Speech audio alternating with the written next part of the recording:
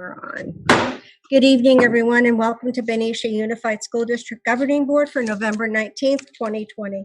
In compliance with Executive Order N29-20 and N35-20, issued by Governor Newsom on March 12th and 21st, respectively, this meeting will be live streamed and recorded on the Benicia Unified School District YouTube channel. During this past hour, parents were allowed to submit forms on the Google form that was attached to the link. At this time, there is no information to report from closed session, so we are going to begin with our meeting. So if you would please, everyone join me in the pledge. Please stand. Ready? Begin. I pledge allegiance to the flag of the United States of America and to the republic for which it stands, one nation, under God, indivisible, with liberty and justice for all. Thank you. Please be seated. All right, before we begin our meeting, we're very excited tonight because our student reps from our high schools are going to be joining us and will be returning to our board meeting, which was a regular part of our meeting. So we have Michaela Madero from Benicia High School, Madison Furley from Benicia High School, and Alice Welsh from Liberty High School. So welcome, and we look forward to your reports this evening. And hopefully I didn't destroy your names. Okay, we're going to start with an approval of the agenda as written. Do I have a motion, please? I move that we approve the agenda as written. I'll second. Thank you. All those in favor, say aye or raise your hand. Aye. All right. And the opposed? Seeing none, the agenda is passed as approved. Okay, we're going to go to Dr. Young for a highlight of our Benicia High School Esports tonight. Thank you very much. Good evening, trustees and the whole team and students and community that are tuning in this evening. Always love this part of the board meeting. Tonight we have one of our awesome teachers, Rocky Kim, and I believe he has a couple of students with him, I think. And he's going to talk about, as Ms. Ferrucci said, esports. And this is something that's new to us. And it's a different kind of engagement for students. And I had an opportunity to talk to Rocky, our wonderful teacher, about 3 weeks ago, and he showed me this whole virtual world and the competition and the preparation. I thought it was incredibly fascinating. And just for the public, some pretty fascinating books about gamification and its effect on public education and the positive impacts that are potential for students. So there's some pretty interesting research around it. I enjoyed reading these two. So I'd like to turn this over to Rocky, and he'll spend some time telling us about this wonderful opportunity for students. Thank you. Thank you, Dr. Young. Of course. Mikey, am I sharing the slides or are you sharing the slides? What's going on with that? Usually the presenter will share the slide. So you will. That's totally fine.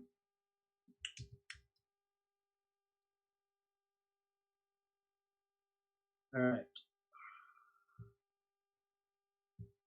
So my name is Rocky Kim. I teach digital media at Benicia High, and I'm also the esports coach.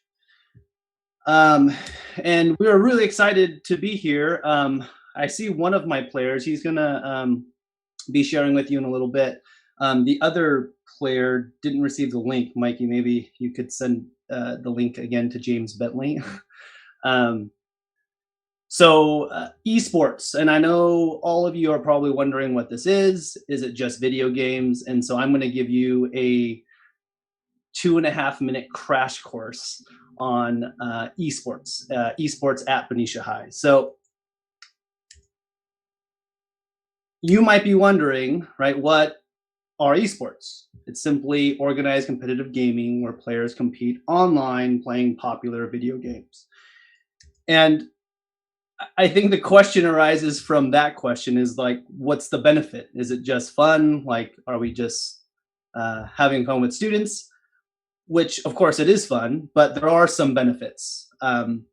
Actually, there's more than some. There's many benefits. It teaches teamwork, abstract thinking, computer and knowledge skills, among many others.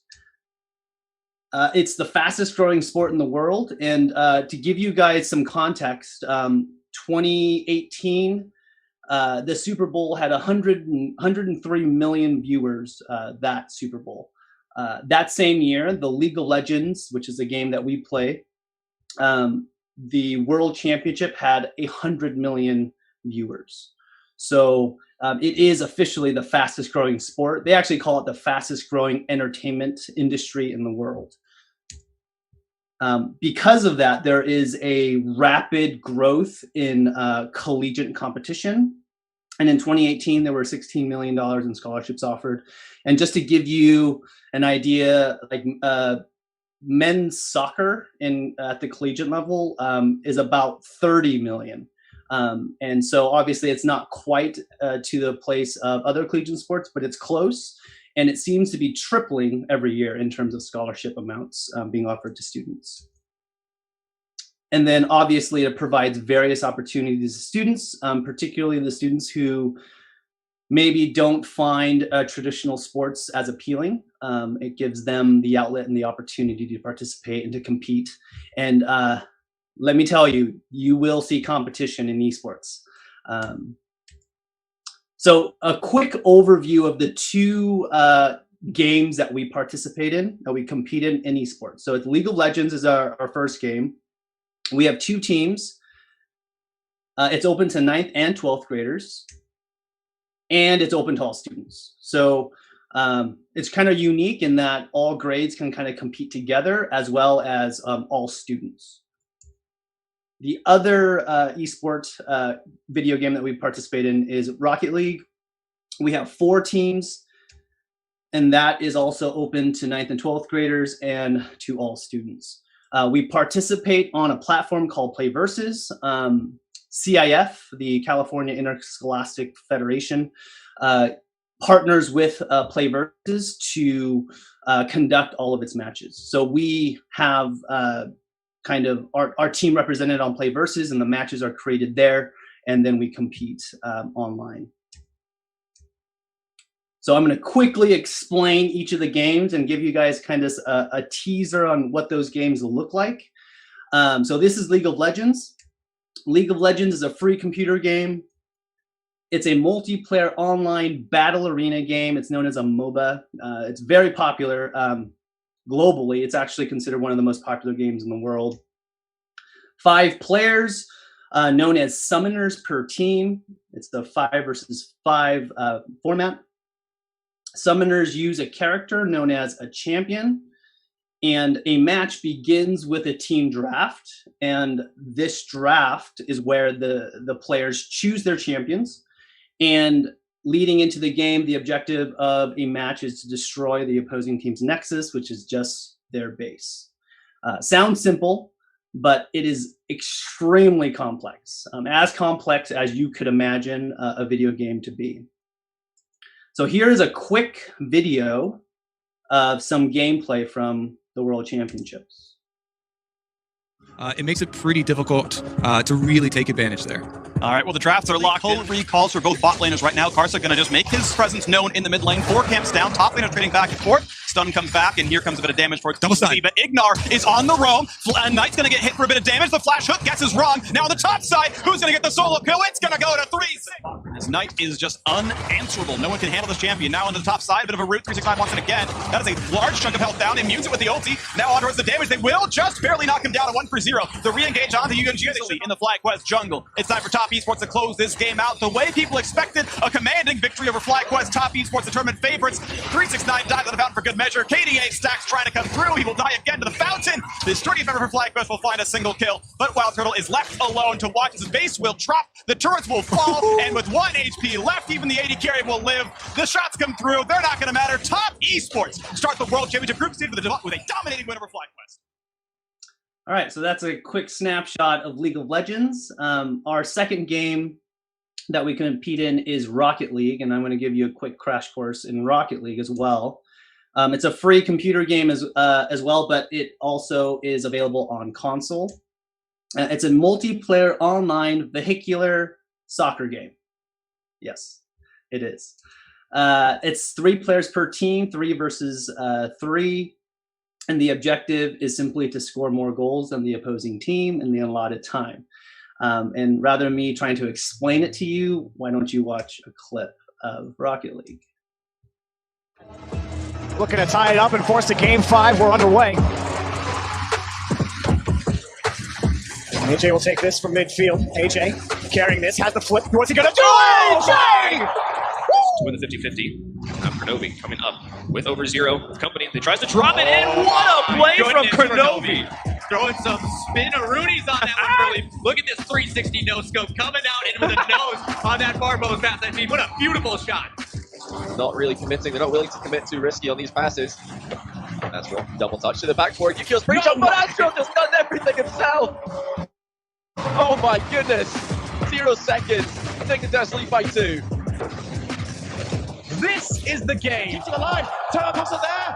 Bounce into the corner. Energy still around. Justin hits that ball. Shot. And it's done. That's it, Rocket League.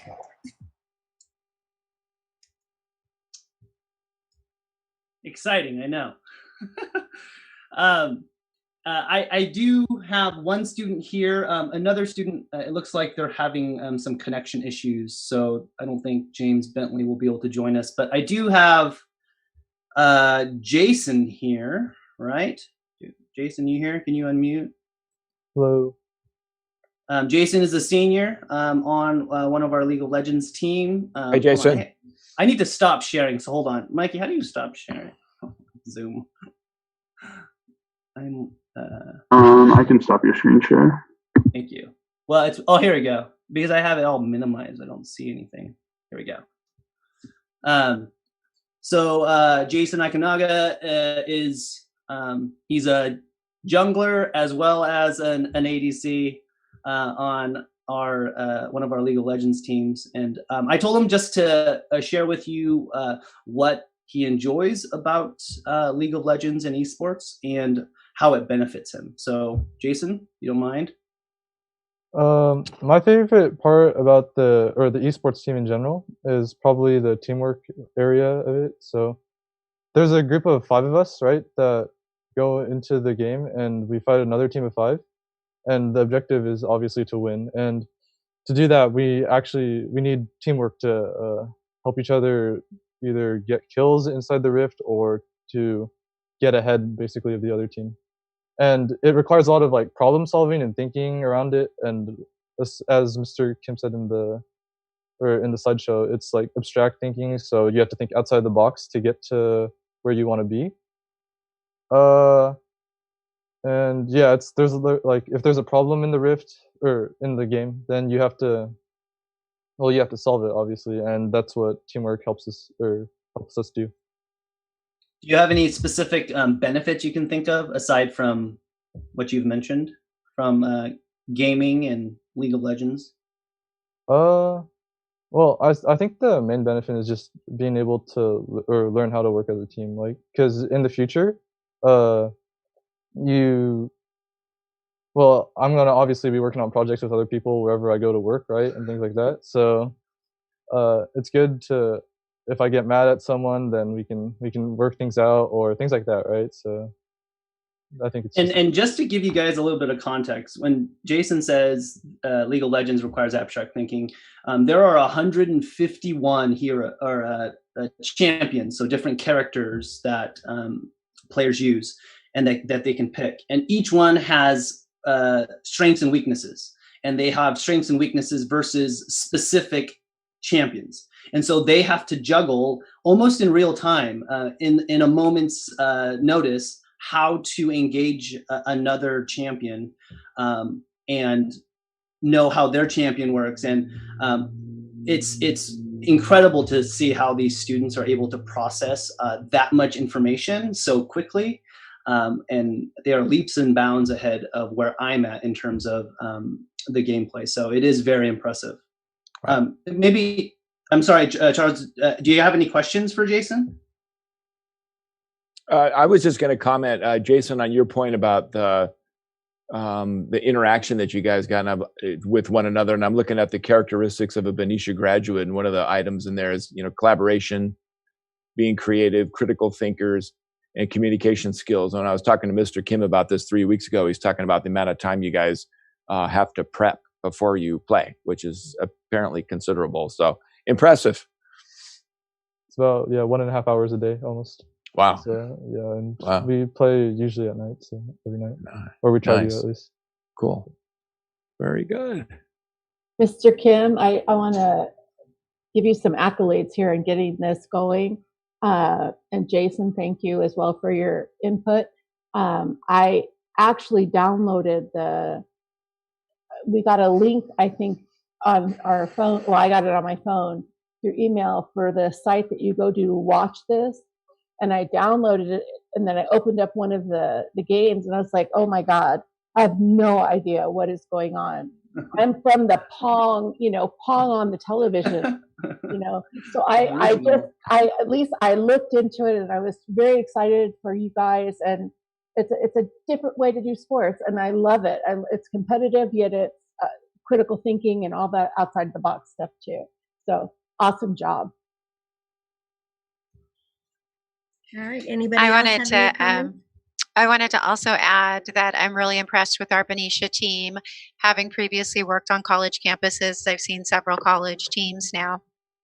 And what I see in our Benicia team from what comes across in our feeds, I'm so impressed on how well you're doing, and how well you're doing so quickly, like how quickly you've built up the program. There are not only college scholarships now, but there's also an entire job industry behind esports.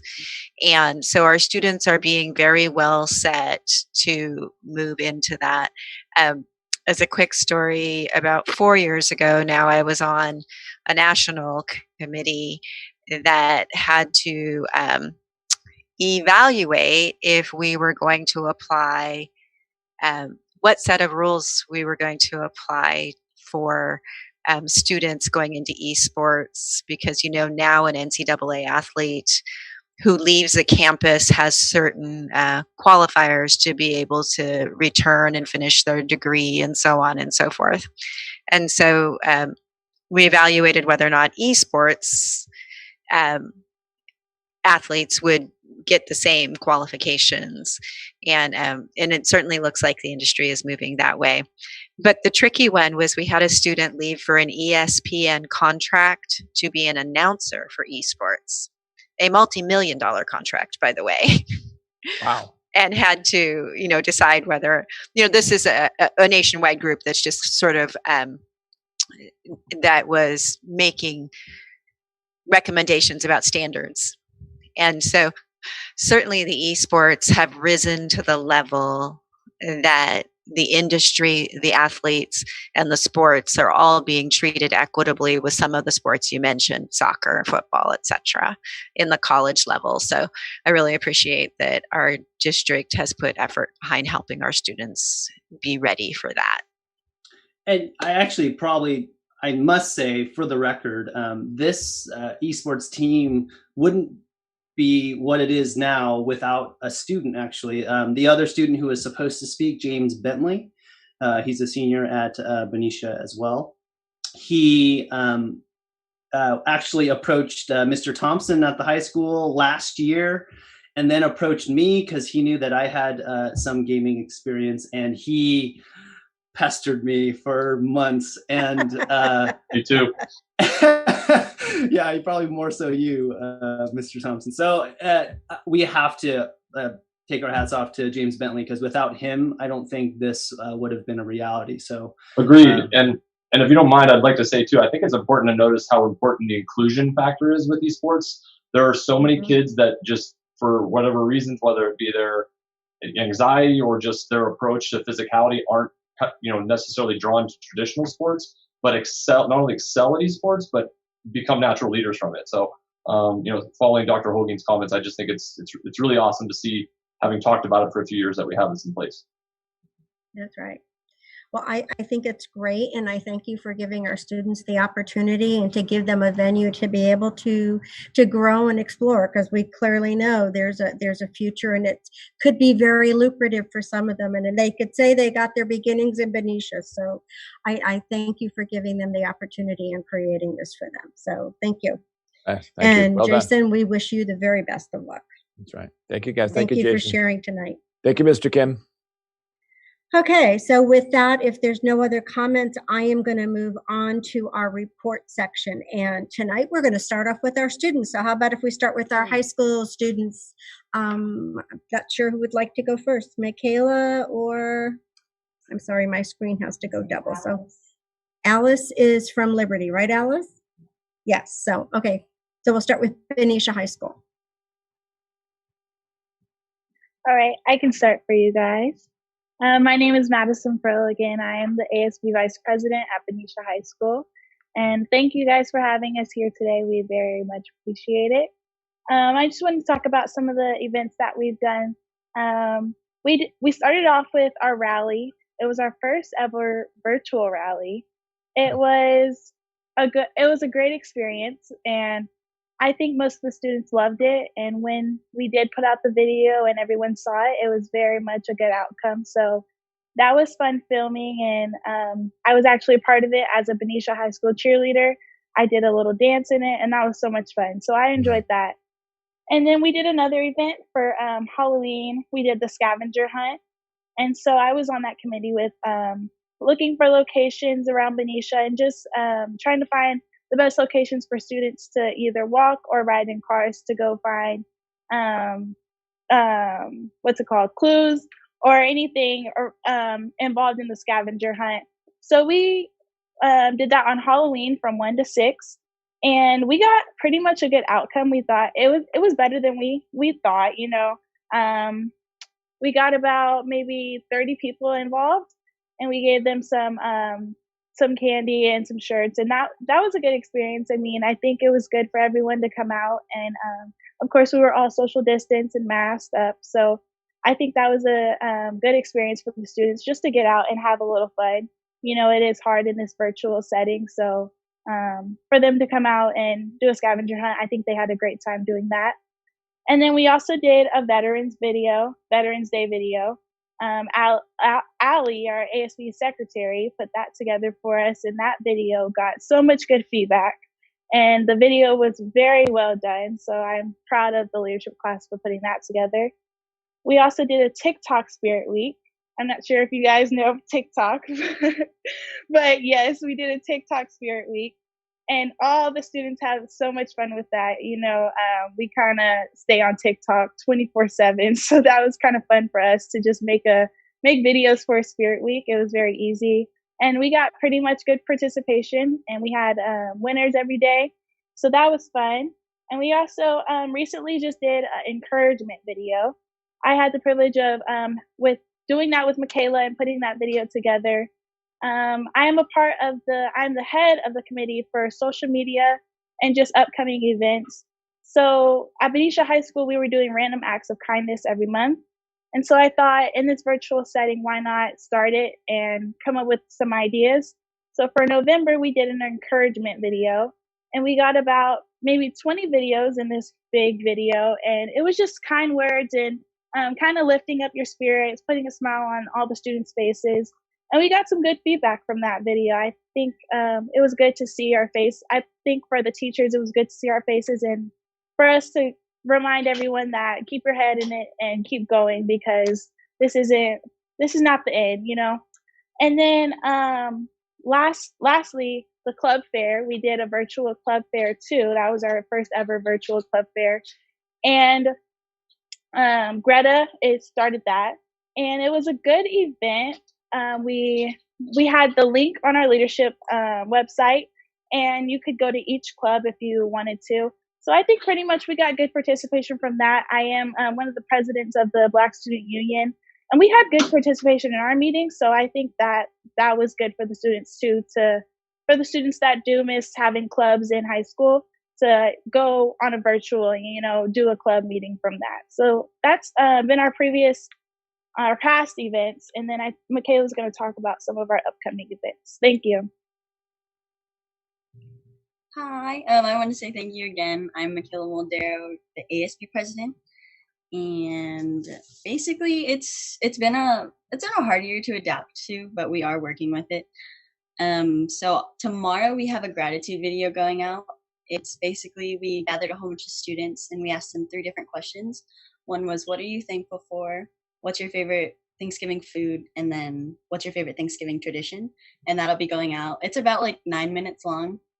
So we're excited to send that out. And then for the past 2 weeks, it ends tomorrow, we've had our canned food drive. And that's been really good. Actually, we had to go pick up more cans because we've got a lot of outreach to the community because we posted it on Facebook and then our social medias. So that's been really good. And then we're in the process. Oh, Sources of Strength is having a virtual spirit week where they just, they have like different wheels on their like thing. It's like family and friends. There's a lot more. And then each day you post something on social media. So they're going through like a spirit week with that. We have our Panther Podcast, which is ongoing, and that's been super cool. It's just our rally commissioners because, you know, they can't really do, well, we do have our virtual rallies, but we have, we wanted to do something more with them. So they've been putting on a Panther Podcast, and this week's is, I'm pretty sure, student submissions. So they're answering questions, or they took requests of what the students want to hear, and they're talking about that. And then we've had Panther TV going on since the second week or third week of school, and those have been amazing to watch. You know, it's basically like being back in school because every Thursday we would watch that, but now it's Friday. And we have a couple fundraisers. The athletics fundraiser, I believe the pickup is on December 4th for the wreaths and then the trees. So that's been just for the athletics department as a whole. And then band started a fundraiser with C's Candy. So that is also ongoing. I'm not exactly sure what that's going towards, but yeah. And then we have a couple future events. We're planning a talent show right now with a whole bunch of different acts. Like we want artists, we're trying to do time lapse and then maybe like dog tricks. We're trying to make it like as open as possible. We have a wellness week because we know it's definitely hard dealing with this. And then usually we have it for finals, but instead we're just doing it because we can't imagine, like, you know, some of the students are going through things at home and we just want to make it like a comfortable space for them to join. We have another rally coming up. We're super excited about that. It'll be a holiday rally, not just for Christmas, but for Hanukkah and Kwanzaa and all the other holidays surrounding that. And then I think we're going to include New Year's. We're just not sure yet. And yeah, I think that's all we have as of right now. The clubs have been putting on their own fundraisers as well. And I think American Poverty Aid has done that along with Geek Club. So yeah, that's it for me. Okay, that sounds great. Okay, and let's move on to Liberty High School with Alice.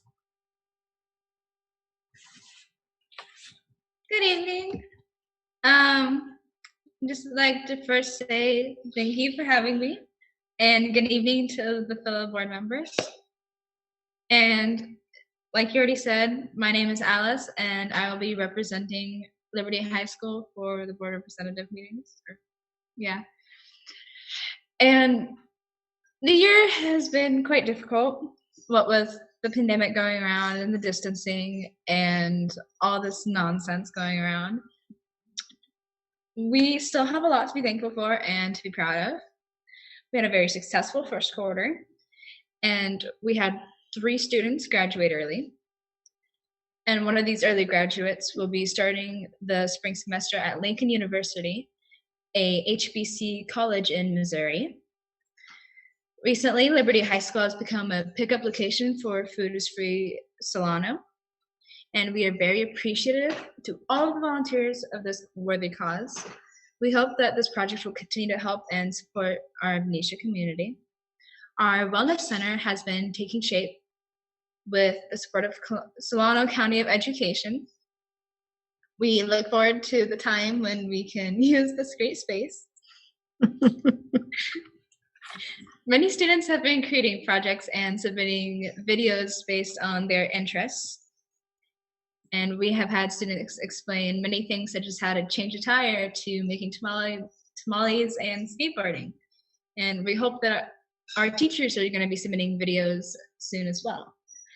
And looking forward, in December, we will hopefully start to look at community college courses, catalogs, and the application process. So, yeah. Thank you. All right, that sounds great, ladies. I'm going to invite you to stay on for just a few more minutes until we finish with our board reports. But I want to thank you all for all the effort and the energy that you're putting into creating opportunities to engage our students in each of our high schools. I think it's really important, and I'm so proud of you that you're reaching out and that you're being able to do that, because it really helps to capture and bring the spirit of high school to all our students that are home because of, as you said, this crazy distance learning. But at least you're reaching our students, and I'm really grateful that your group is doing that. So thank you on behalf of the board. I think it's wonderful. So I'm going to invite you to hang on for just a minute. We're going to listen to our superintendent, and then I'm sure a couple of our board members have a report, and then I will invite you to leave so that you can get your homework done while we continue with our meeting, unless you want to stay. So Dr. Young, do you have a report for us this evening? Yeah, I'll keep my comments brief. I wanted to thank the students. That was great. You guys are brilliant and so well spoken and insightful, and optimistic. Wow, that was wonderful. Thank you. And so, teeing off a little bit on what Alice said, and I'll keep my comments brief because we have a full agenda this evening. But just to all of us and to the community, I think maybe more than ever in our lives on this Thanksgiving, if we really take pause and reflect on the things in our lives that we're thankful for and that we're grateful for. And it cannot be underestimated. Really, there's great power in doing that. And I know that people are struggling on any number of levels. But if just put it out there, the idea that if you take some time each day to pause and just think of the things that you're grateful for, even if it's the sun coming up over the horizon, or your friends, your health, your family, this wonderful town, this school district, it has great power. So I just want to let all of you know I'm very grateful to be your superintendent. This is a terrific school district. We've got a really bright future ahead of us. And like Madison said, this is not the end, or we're in this temporary space and we won't be here forever. So just those words to all of us, gratitude and thanks, even though it feels counterintuitive to do that right now because it's so challenging, but I encourage us to do that. So thank you. All right, thank you. So now I'm going to call on any of our board members. Anyone have a board report to make? Dr. Hogan? Thank you to our students, Jason, Alice, Michaela, and Madison. It was great to see you and wonderful to hear all that you're doing in your courses and your extracurricular activities. We also had two meetings. Well, we had two meetings scheduled for this week. We would have had a district community liaison meeting, but that one has been postponed. We did have a facilities meeting, which was jam-packed with information and really exciting plans coming up, particularly with Mary Farmer Elementary School, all the work being done at the middle school, some great new projects coming online at the high school. So we'll hear more about that in our December 10th meeting. So if you don't have that one on your schedule, there is a December 10th meeting, and the facilities overview will occur then. Lots of great news and lots of real progress being made. So that's it for our report. We don't have a new date for the liaison meeting. And so once that date is set, we'll make sure it's out there for the team. Thank you. My understanding with that date, Dr. Hogan, if I remember correctly, is that they're waiting for the new city manager to come on board for us to set that date. So as soon as that happens, they said they would notify us. I sat on the bond committee as well with Dr. Hogan. So one of the things I'm really excited about, and I'm sure you will be too, is I can't wait to see the plans. They finally have the plans for the new Mary Farmer so that we can actually get a visual. So I'm looking forward to that, and hopefully we'll all be able to enjoy that as well. The only other thing that I did for the team is, I get to sit on I make the call for the COVID meeting every Thursday afternoon, and I don't know if anybody else has had the opportunity to get on as well, but we're in the purple, as everybody knows. The one bright spot, as you said, Benicia's doing well, and I wrote that down because I thought that was probably the only good thing that we did here, and in our town itself. But we have to keep in mind that we, in fact, are part of our community is the county, and that is the guidance that with which we have to live with. So anyway, so that was going on. Unfortunately, they're still struggling as well in some of our care facilities, which is really, really upsetting because we know that that's our older community. So unfortunately, that is still a struggling area. But anyways, that's all I have to report for now as well. So if no one else has a report, anyone else? I don't have a report, but I do want to thank the students again for being here. We absolutely appreciate hearing from you guys. We want to know your challenges. We want to know your struggles. But just know that we're here to support you in any way that we can. And thank you so much for sharing. We appreciate it. Absolutely. All right. Are there any other comments?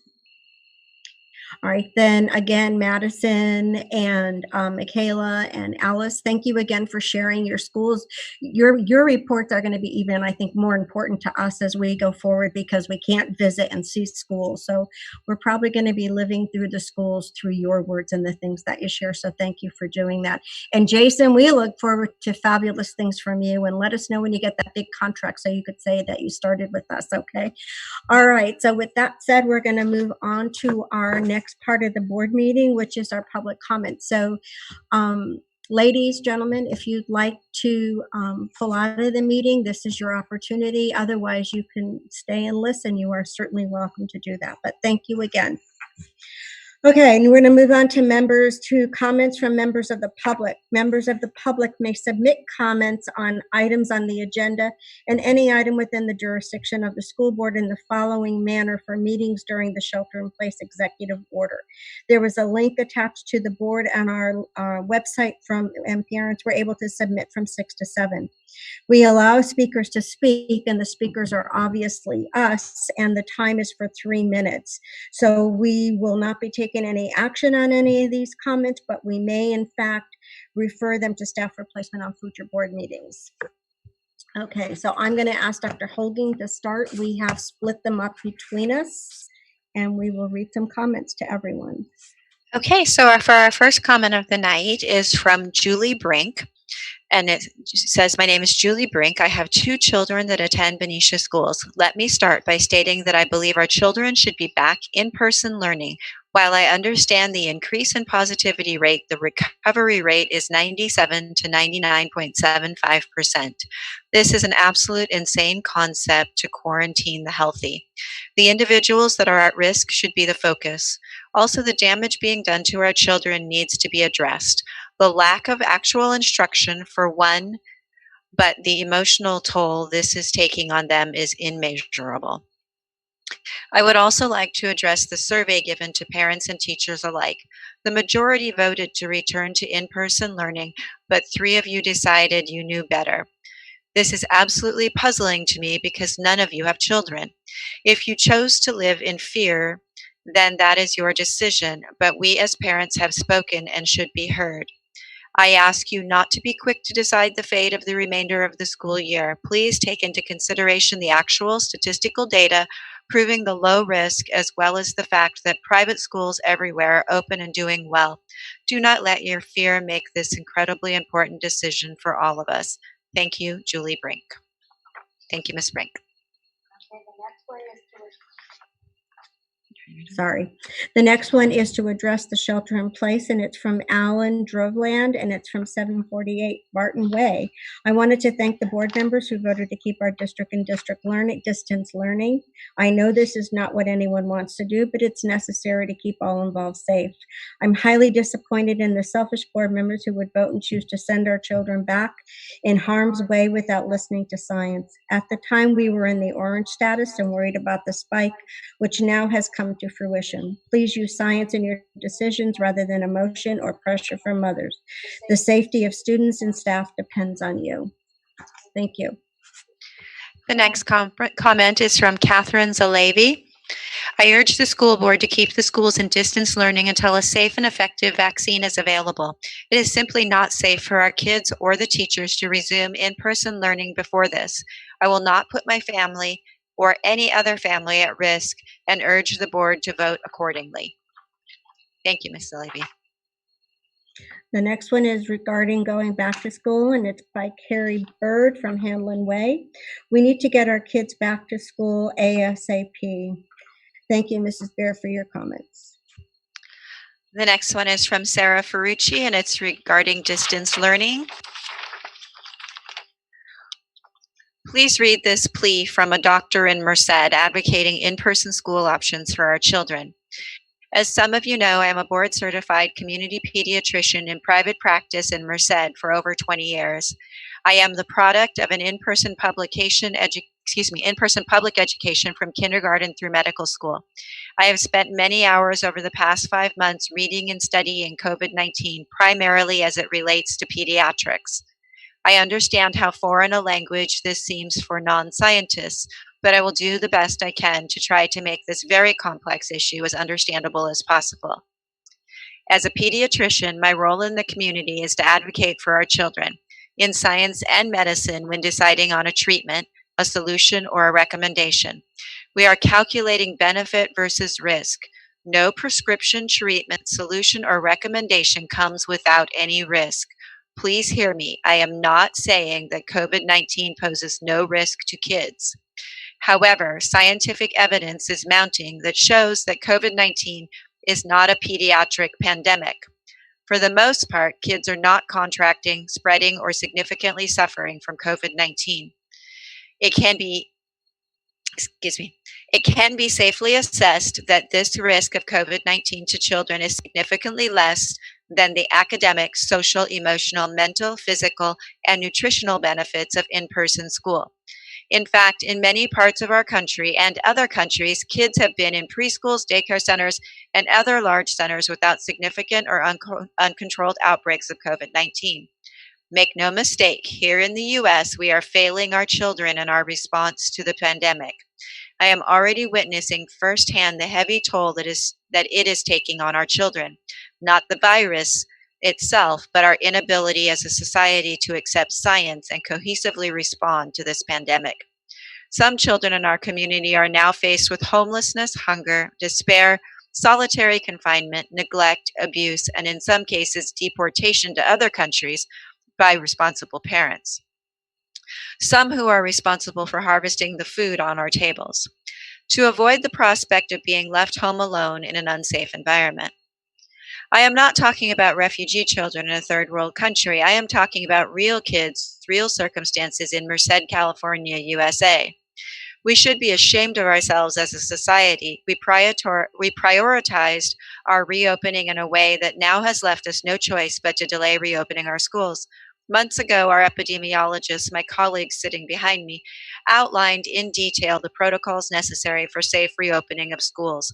The governor has outlined the same and has given clear guidelines as to when we can restart in-person school based on metrics that measure the severity of the outbreak.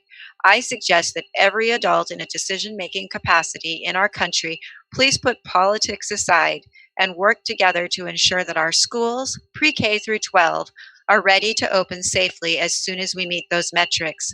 Unfortunately, there are 3 other metrics that all of us need to pay attention to. 1, the teen suicide rate. 2, the teen pregnancy rate. And 3, the school dropout rate. By being in denial about the problem, we have failed our kids.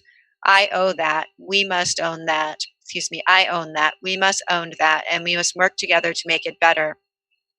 Before closing, I want to publicly commend Our Lady of Mercy School in Merced for doing an upstanding job at quickly providing distance learning and thereafter following the guidelines I mentioned in this letter. And then beyond that, they even converted their drinking fountains to hand washing stations. We should look to them as an example and how to move towards a safe reopening of schools. Ms. Ferrucci also provided a long list of links to other resources for us to review. Thank you for your comments. All right, this is for item number 10, and it's from Amber Kelly. The Benicia Middle School Library is having an online book fair, an e-fair, and all students of Benicia are welcome to participate. Purchases may benefit the middle school library. The book fair link and more information can be found on the BMS website. Books make great holiday gifts. Thank you, Mrs. Kelly. The next comment is from Brittany Sapien.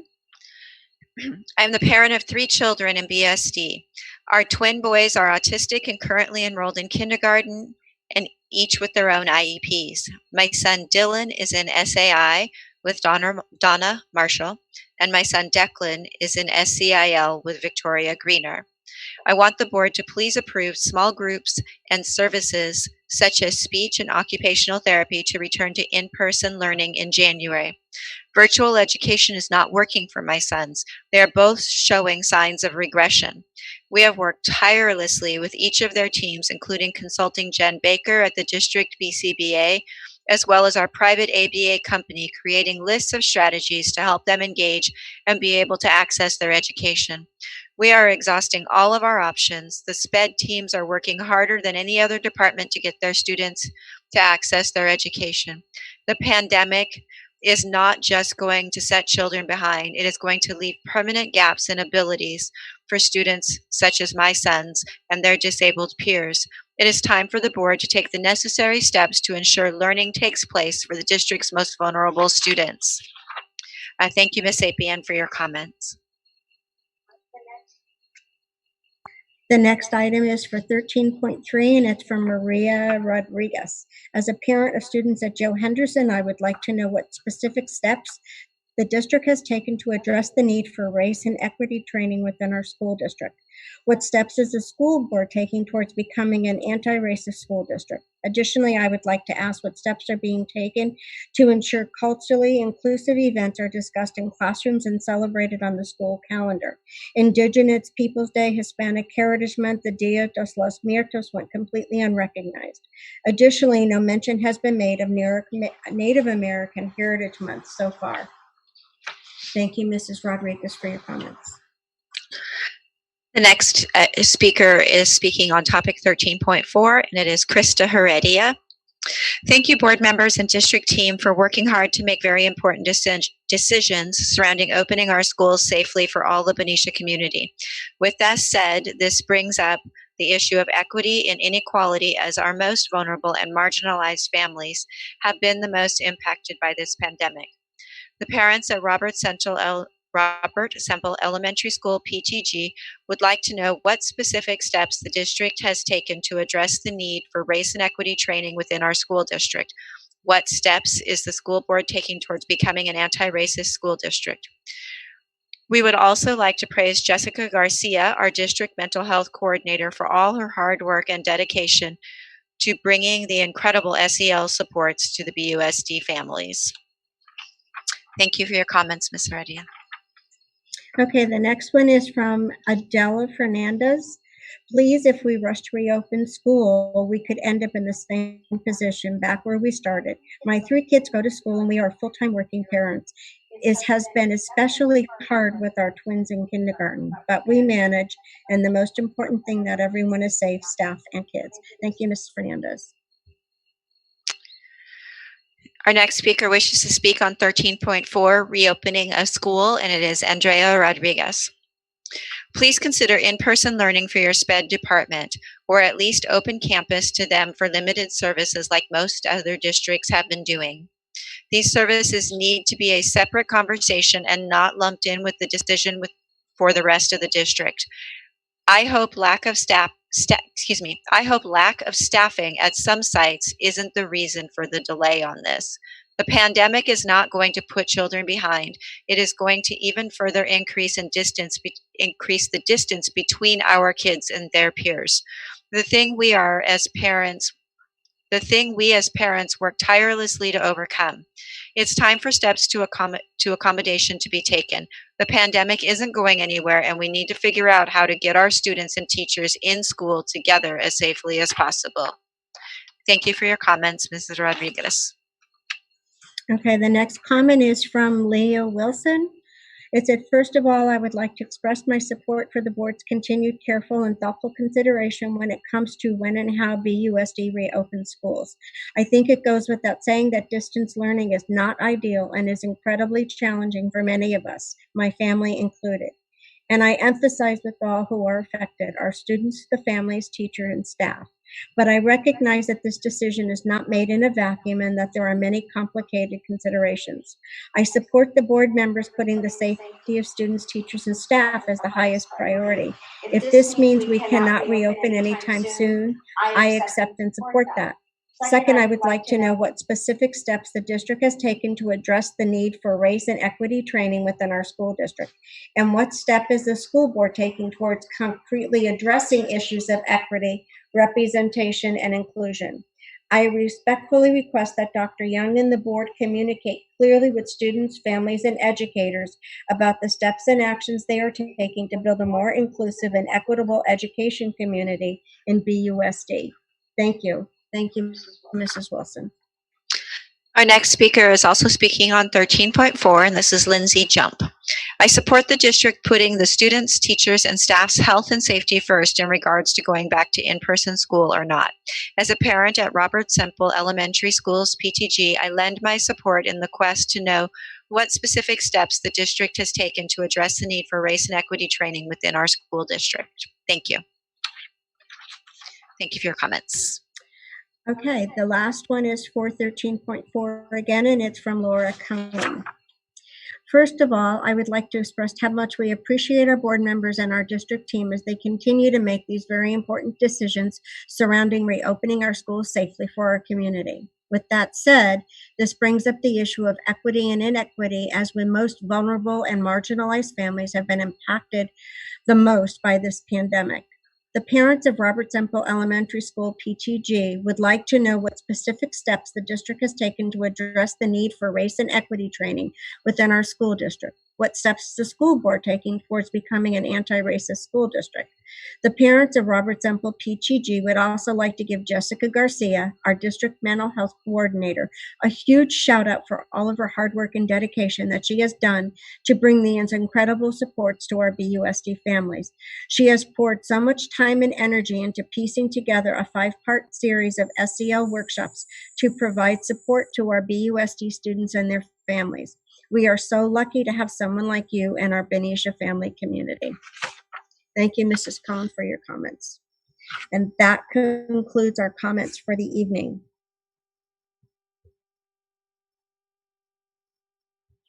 With that said, I am going to move on to the consent calendar.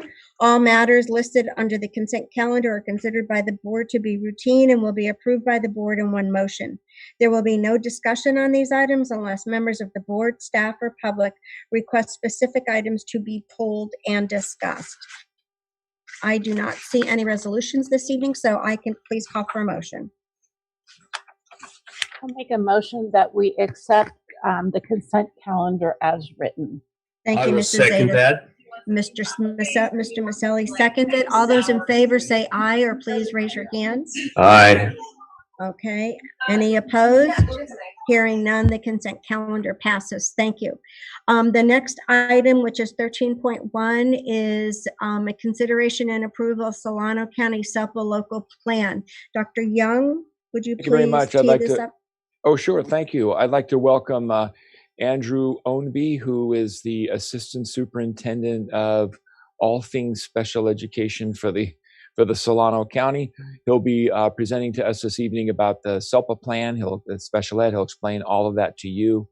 And we, all of the districts in Solano County, had the responsibility to have this presentation for the board to approve the SELPA plan. So we welcome Mr. Ownby. Welcome this evening.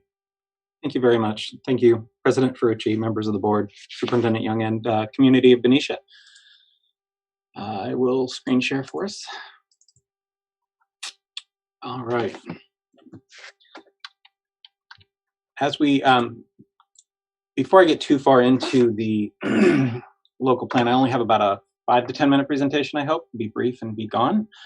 You all have lots on your plates, obviously, this evening. To frame the context of SELPAs and special education in California, back in 1974, California created the Master Plan for Special Education. We're going to come back to that in just a second.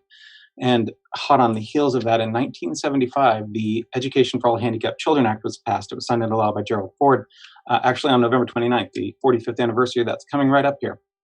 Prior to that law, children with disabilities in the United States did not have a right to attend school. They could be deemed uneducable, and the responsibility of welfare services or healthcare services and not educated at all. These laws created a mandate that children with disabilities be served, and then the EHA was reauthorized numerous times and became the IDEA that we all know today. Part of that Master Plan for Special Education in California required that by 1977, all school districts and county offices form consortiums, typically in geographic regions, to create what are called SELPAs. And there's a rationale for that I think is worth understanding. California has over 10,000 schools and over 1,000 school districts and about 130 SELPAs. But because of the size and variety of counties and school districts in the state of California, we knew that because of the size and scope of each district and the resources they have, they would need to create these geographic units. By example, Sierra County school population is about 400 students. That is their school population per DataQuest. But the county of Los Angeles has about 1.4 million students. So we couldn't just go by counties. They had to form different geographic regions to be able to ensure they could provide services to give them. Why? Because of scale did we need to do this? If the Legislative Analyst's Office gave a great example. If you had a district of 1,000 kids, you would in general have one student who's blind, one student who's deaf, and 2 kids with physical disabilities. Those 4 kids would require 3 specialized instructors. So very few districts of 1,000 kids can afford to add 3 full FTE to their budget to provide services for just 4 kids. So the legislature said you must work together to make sure you serve the needs of all kids in your geographic regions. So what is our geographic region? These are our school districts and the county office that are members of the Solano County SELPA. And there are 2 things that I'd like to point out here. Many of you might know that our office is at the Solano County Office of Education, but I want to point out that we are not the County Office of Education. We are a separate local education agency. They do our infrastructure. They pay our bills. They transfer the money. They do our hiring, et cetera, so that we don't have to build that infrastructure. And the other thing that I want to point out about this list is Vallejo's not there. And Vallejo is a district of now about 10, 11,000 kids in Solano County. Why are they not part of this? Well, remember back in 1977 when SELPAs were created, Vallejo was really the big dog in the county. They had Mare Island in full swing. They were the big city. I lived in Vacaville at the time, and it was a tiny little town. There was no south side of town. That was farmland. So things have changed over the last 40 or so years. But Vallejo continues to be its own special ed local plan area because they were of sufficient size and scope that they could be their own SELPA. So those are the member districts of Solano County SELPA. So what does the SELPA do? Honestly, we are the first line of support for special education for all of the special ed directors. We're the first person they call to get help on anything. We provide case level support. We do mentoring for teachers. We provide a lot of mentoring actually for the special ed teachers in Benicia. We manage all the non-public school billing and we monitor all the non-public school placements for the districts. We maintain a pool, fiscal pool for residential placements because the cost of one residential placement on a small district could be astronomical, hundreds of thousands of dollars potentially for just the residential component, and few small districts could afford that. So we maintain that. It's sort of like an insurance policy for the districts. And we maintain a legal defense pool and a legal education pool. One of the most recent changes that happened after the tragic death of a student in a non-public school is the amount of monitoring for non-public schools skyrocketed under AB 1172. We now have to certify or verify, I should say, the trainings for behavior that are done by all of the non-public schools and agencies that all of the member districts in the SELPA contract with. And we have to go out and do one on-site visit that we report to CDE every year to make sure our kids are being taken care of, which is really interesting during a distance learning time frame. but we're working through that with the state. So that's just a sample of some of the services we provide. I know as board members, you have a million things on your plate. You deal with everything from the cafeteria fund to reopening schools to buying buses.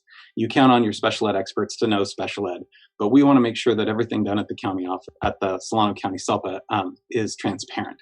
So the first thing we did 3 years ago when I got here was we created a website where we post all of our documents.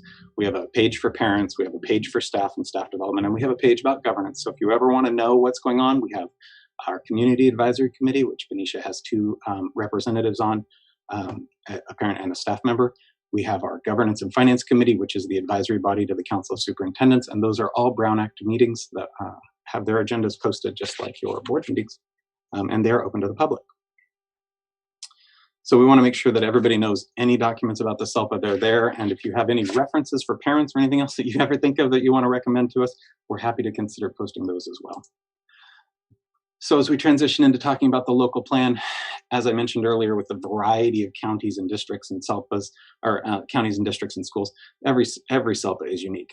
But SELPAs operate under the based on the direction of their governing body. I don't want anybody to think that SELPA is out there doing this thing. What we do is based on the directions of our governing board, and that is the superintendents of every one of our member districts. Those are my boss, just like the governing board of a school district is the superintendent's boss. So the Council of Superintendents directs the work of Solano County SELPA. So why are we really here today?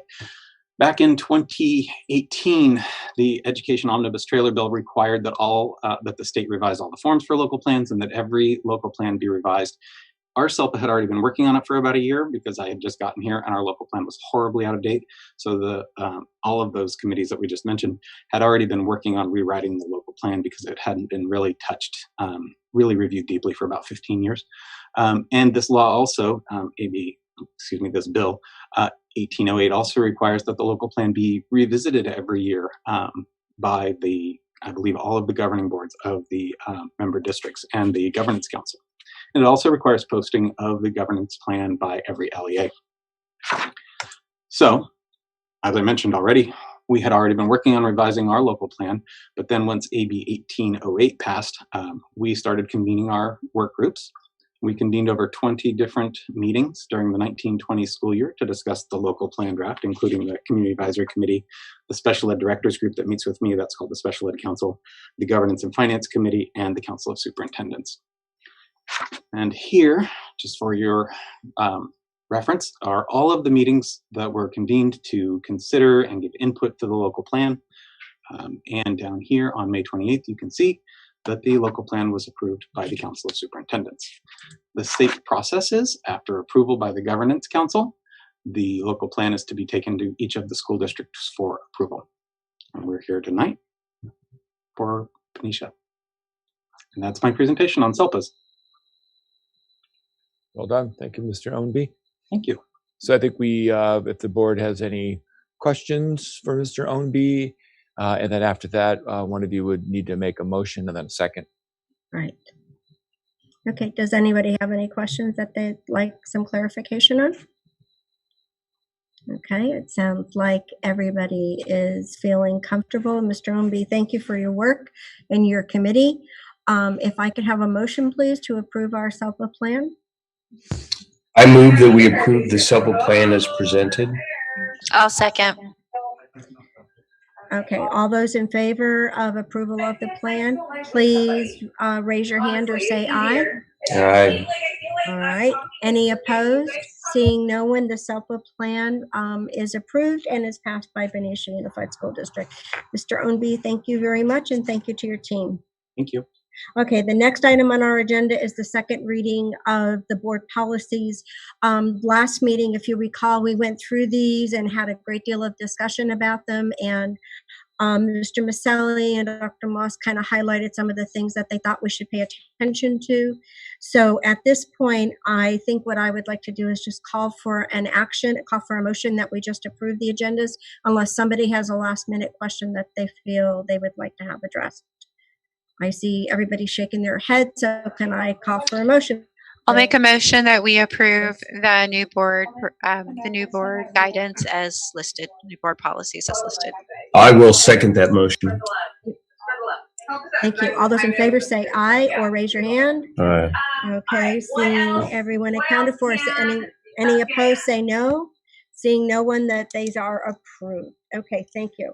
Okay, the next one is 13.3. It's consideration and approval of the memorandum of understanding between Benicia Unified School District and the Classified School Employee Association. Dr. Gill?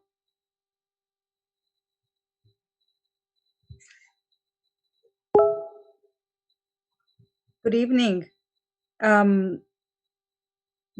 Ms. Frucci, Governing Board, and Benicia community. Similar to Teachers Association, we also had an opportunity to work with and meet with our classified unit members, and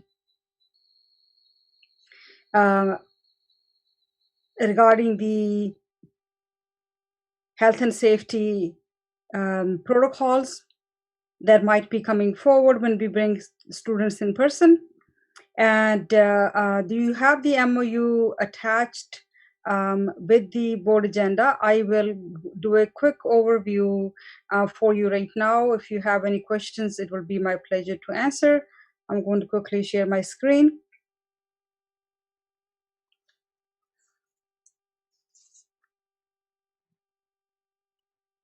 Are you guys able to see my screen? Yes. Perfect, thank you. So we met a few times with our classified bargaining team, and we were able to go over, discuss health and safety protocols with them. The topics we had discussed with them were PPE, the importance of wearing PPE, face coverings, hand washings, what type of PPE will be available for staff, physical distancing, not only in school, in the hallways, in the classroom, but also lunch and brunch, school entrances and exit points. And each of the school sites currently are working on specific details for their school sites, as I had mentioned during the one of the last meetings as well. And we also talked about consent forms, again similar to what we had for BTA as well, that the daily screenings that we will be requesting and asking parents to do for students, and then also meetings and gatherings. We had discussed that there will be no large meetings or no large gatherings in person. Everything must be virtual, unless they're two staff members who are talking to each other, standing 6 feet apart. That's a different story. But other than that, no required large meetings in person. We also focus specifically on cleaning and disinfecting classrooms, especially if they're students, A and B group students, so that these students are not using the same desks or same materials. Air ventilation and filtration were other areas that we focused on. Miss Terry Dean helped us explain the details of health screenings, testing for COVID, notification to employees, community members, specifically parents, in case somebody does test positive. Hopefully nobody will. So far we have been very lucky in our district, and contact tracing as well. And then finally, we talked about employee leave provisions, the FFCRA, which is a federal law that was passed and provided additional leave. It is supposed to sunset on December 31st. Let's see if it gets expanded afterwards, or something else will come up. But as of right now, FFCRA is going to sunset and expire on December 31st. And then we also talked about if there's any exposure at a school site or in a cohort, what measures a school site and the district will be taking. And then finally, specific trainings, ongoing trainings that will be provided to the staff for their protection, their safety, and student safety as well. We greatly appreciate all of our staff in this time we were meeting with the teachers, everything they're doing, classified staff, everything they have been doing constantly. Many of our classified staff have been working in person since March. Food service workers, CDU, maintenance workers, technology, and many clerical staff members, and many others. So we are very thankful of all of their work, and again, it's a pleasure to work with our leaders in the classified union. We really respect them and thank them for everything they do. So thank you. Any questions?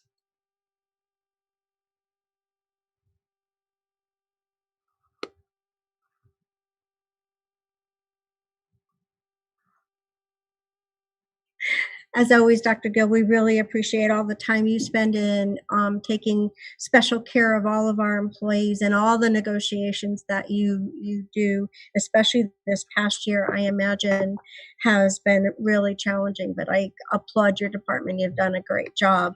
Does anybody have any questions that they would like to ask or clarification? Okay, then I'd like to call for a motion to accept and approve the negotiations between the Classified School Employees Association and the district. I make a motion to approve the CESA contract and move forward. Thank you. Do I have a second? I'll second it. Thank you. All right, all those in favor say aye or raise your hand. Aye. Any opposed? Seeing no one, the contract passes. Thank you, Dr. Gill. We're going to move on to 13.4, which is the reopening of school plan for in-person hybrid learning, and that is with Dr. Beatson. And I understand you have a team with you tonight from what I read. President Ferrucci, just a couple of comments for me before we turn it over to Dr. Beatson. Absolutely. She'll introduce the big, broad team there. I'd like to welcome everybody.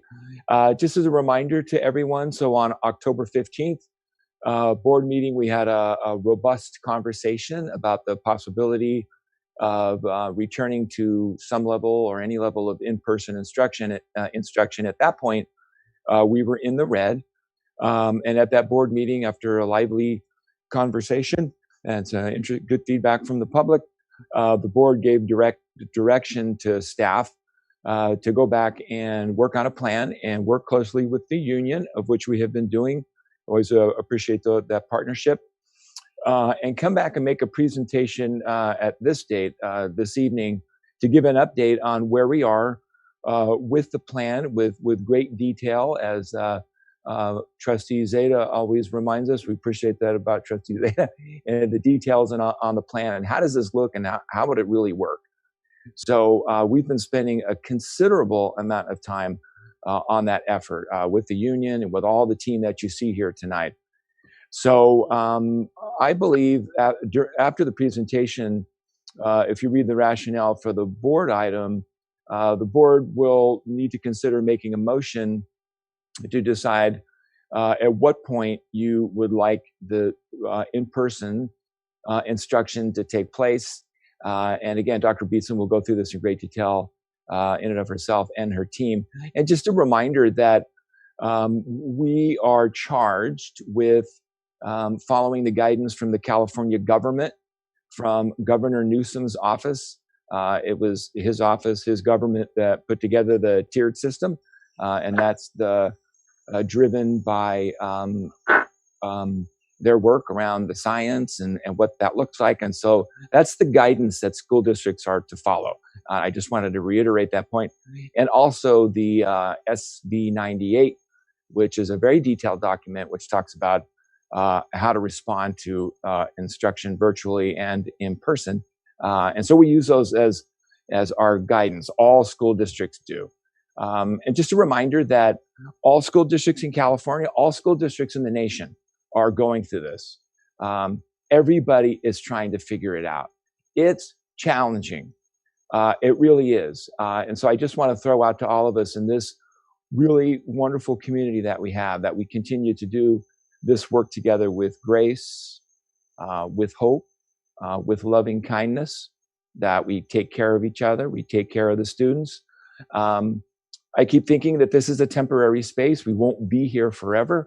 We want to do the best we can in this space, And then we also need to be thinking about what we would like schools to look like in the future. So that's future work. So just some reminders on that, and the responsibility or the charge of the board tonight as we respond to your directive of October 15th. And again, I wanted to acknowledge the partnership with the union. That's a lot of work for the union leadership team to be teachers as well as union leadership and take time away from that effort and prepare. It's a lot. Not making excuses, just pointing out the reality of it. So with that, I'd like to turn this over to this very capable team that you see in front of you here this evening. And I'd like to turn it over to Dr. Beatson. Okay, thank you very much. Thank you, Governing Board, and Dr. Young, for giving me the honor and pleasure to bring to you tonight a team to present a lot of detail around what it will look like when we are able to come back in person. And so tonight, as we go through this presentation, we really want to focus on three main areas. The first being hearing about the steps that we are taking to ensure the health of our students and staff. We heard about it a couple of weeks ago when Dr. Gill brought the health and safety MOU, but we thought it would be good for you all and for our community that's watching to really hear about the whole picture of what it will look like when we can return to in-person school. The other component that we're going to hear about are the safety measures that are in place. And then finally, what will it look like? And we're going to talk about what it will look like sort of in three ways. First and foremost, each principal that's presenting for their school site or their level will talk about what values drove the development of the plan. So what was the rationale and the value and the belief system that they wanted in their plan? Secondly, they will talk about the detail of what the day will look like. What is the schedule that is proposed? And then finally, they will talk about, so what will it feel and look like for a student to walk through that day, to try to wrap it up and give us a picture. And at the end of the presentation, we'll have time for questions, answers, discussions. And as Dr. Young said, we'll be asking for a board decision on returning to in-person learning, using a phased-in approach, and also looking at the potential of some small group. And all of that, as Dr. Young says, is in conjunction with the work that we're doing with the unions, and we are still in that negotiating process. Tonight, we're doing something a little bit different than we've ever done before. Usually there are a couple of us that present. And tonight I have an entire team that's here presenting with me, which is really fun and exciting. We chose to do that for a lot of reasons. One is there's a lot of information. And two, the reopening of school, as Dr. Young says, is really complex, and it touches every single aspect of the organization, from our maintenance and custodial department to our food services, child care, technology, so all of it. And so we thought it was important to kind of hear the voices from the leaders of all parts of the organization. And so the way this will run is I will facilitate the conversation, but Ms. Dean, our district nurse, will talk about the health components. Then we'll move on to Mr. Romero and Mr. Thompson to talk about the safety measures that are in place. And we have a team sharing the in-person learning. So Ms. Rice will talk about small groups. And then we have our principal, Kleinschmidt from Benicia High School, Principal Lewis from Liberty High School, Ms. Dalsky from the middle school, and Ms. Buck from representing the elementary schools, and she's the principal, as you know, at Joe Henderson. They will talk about the reopening plans for those levels.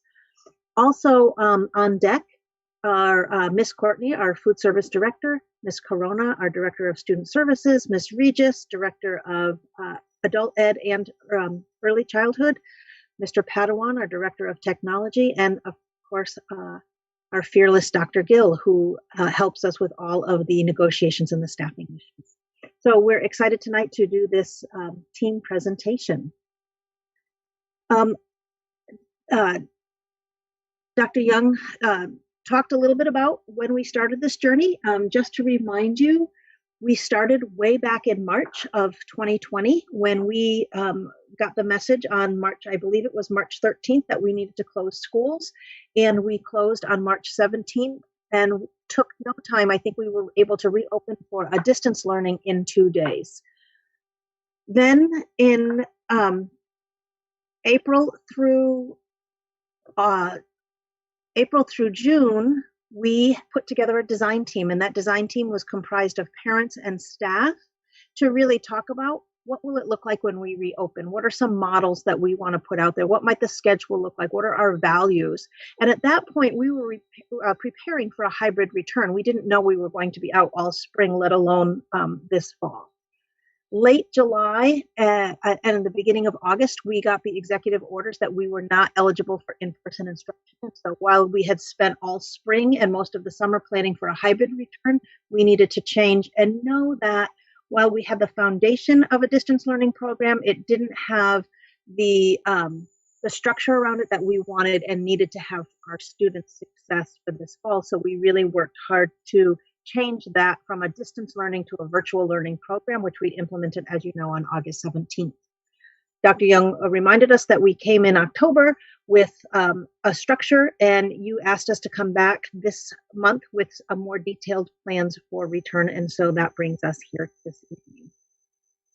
Dr. Young also mentioned that we do follow Senate Bill 98, and it does, these are just a couple of statements from that lengthy Senate bill, which calls out the requirement for us and the need to offer in-person instruction to the greatest extent possible when we are eligible. And so it's important that that is our guiding light that we are required to follow.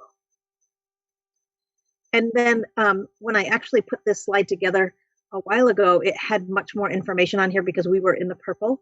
But as you know, on the 15th of November, we in Solano County moved back to the purple. And what the purple tier for the governor's reopening system says is we are not eligible to open for hybrid for in-person learning. However, we can do individual and small group.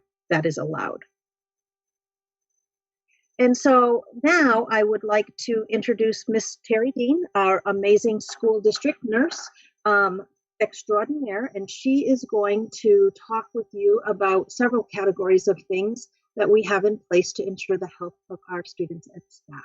So, Ms. Dean. Hi, everyone. I'm Terry Dean. I'm Coordinator of Health Services, or more commonly known as the school nurse. Returning to school for hybrid learning will include the following health guidelines. Of course, parents will monitor their students' health daily prior to attending school based on the CDC guidelines. And based on these guidelines, students with symptoms of illness are asked to stay home. Students are going to hand sanitize upon arrival and are going to be encouraged and instructed to wash hands or sanitize throughout the school day. Students will sit 6 feet apart in the classroom and wear face coverings. Open doors and windows will be encouraged in classroom as the weather permits for increased ventilation. Staff monitoring students who are ill will be trained in the use of no-contact thermometers, appropriate PPEs, COVID-19 staff and student decision guidelines, and understanding of when students who are ill may return to school. Students who feel ill or become ill during the school day will come to the office for temperature check and symptoms review. Ill students will continue to wear their mask and be monitored in an area away from other students until parents or guardians arrive to pick them up. And all BUSD staff have been given or assigned the COVID-19 online training for understanding of COVID signs and symptoms, transmission and mitigation strategies. And of course, Benicia Unified School District will follow the COVID-19 student and staff COVID exposure plan as instructed by the state and local health department, including isolation and quarantine procedures and health department notifications for contact tracing of any confirmed cases. And student and staff notifications will occur for exposure to confirmed COVID-19 cases for state and local health department guidelines while maintaining HIPAA laws. And that's sort of it in a nutshell for the first part. Thank you, Ms. Dean. Again, we'll have time at the end. We've built in some time for questions, discussions, comments, so we can come back to any of these topics that you would like to investigate a little bit deeper.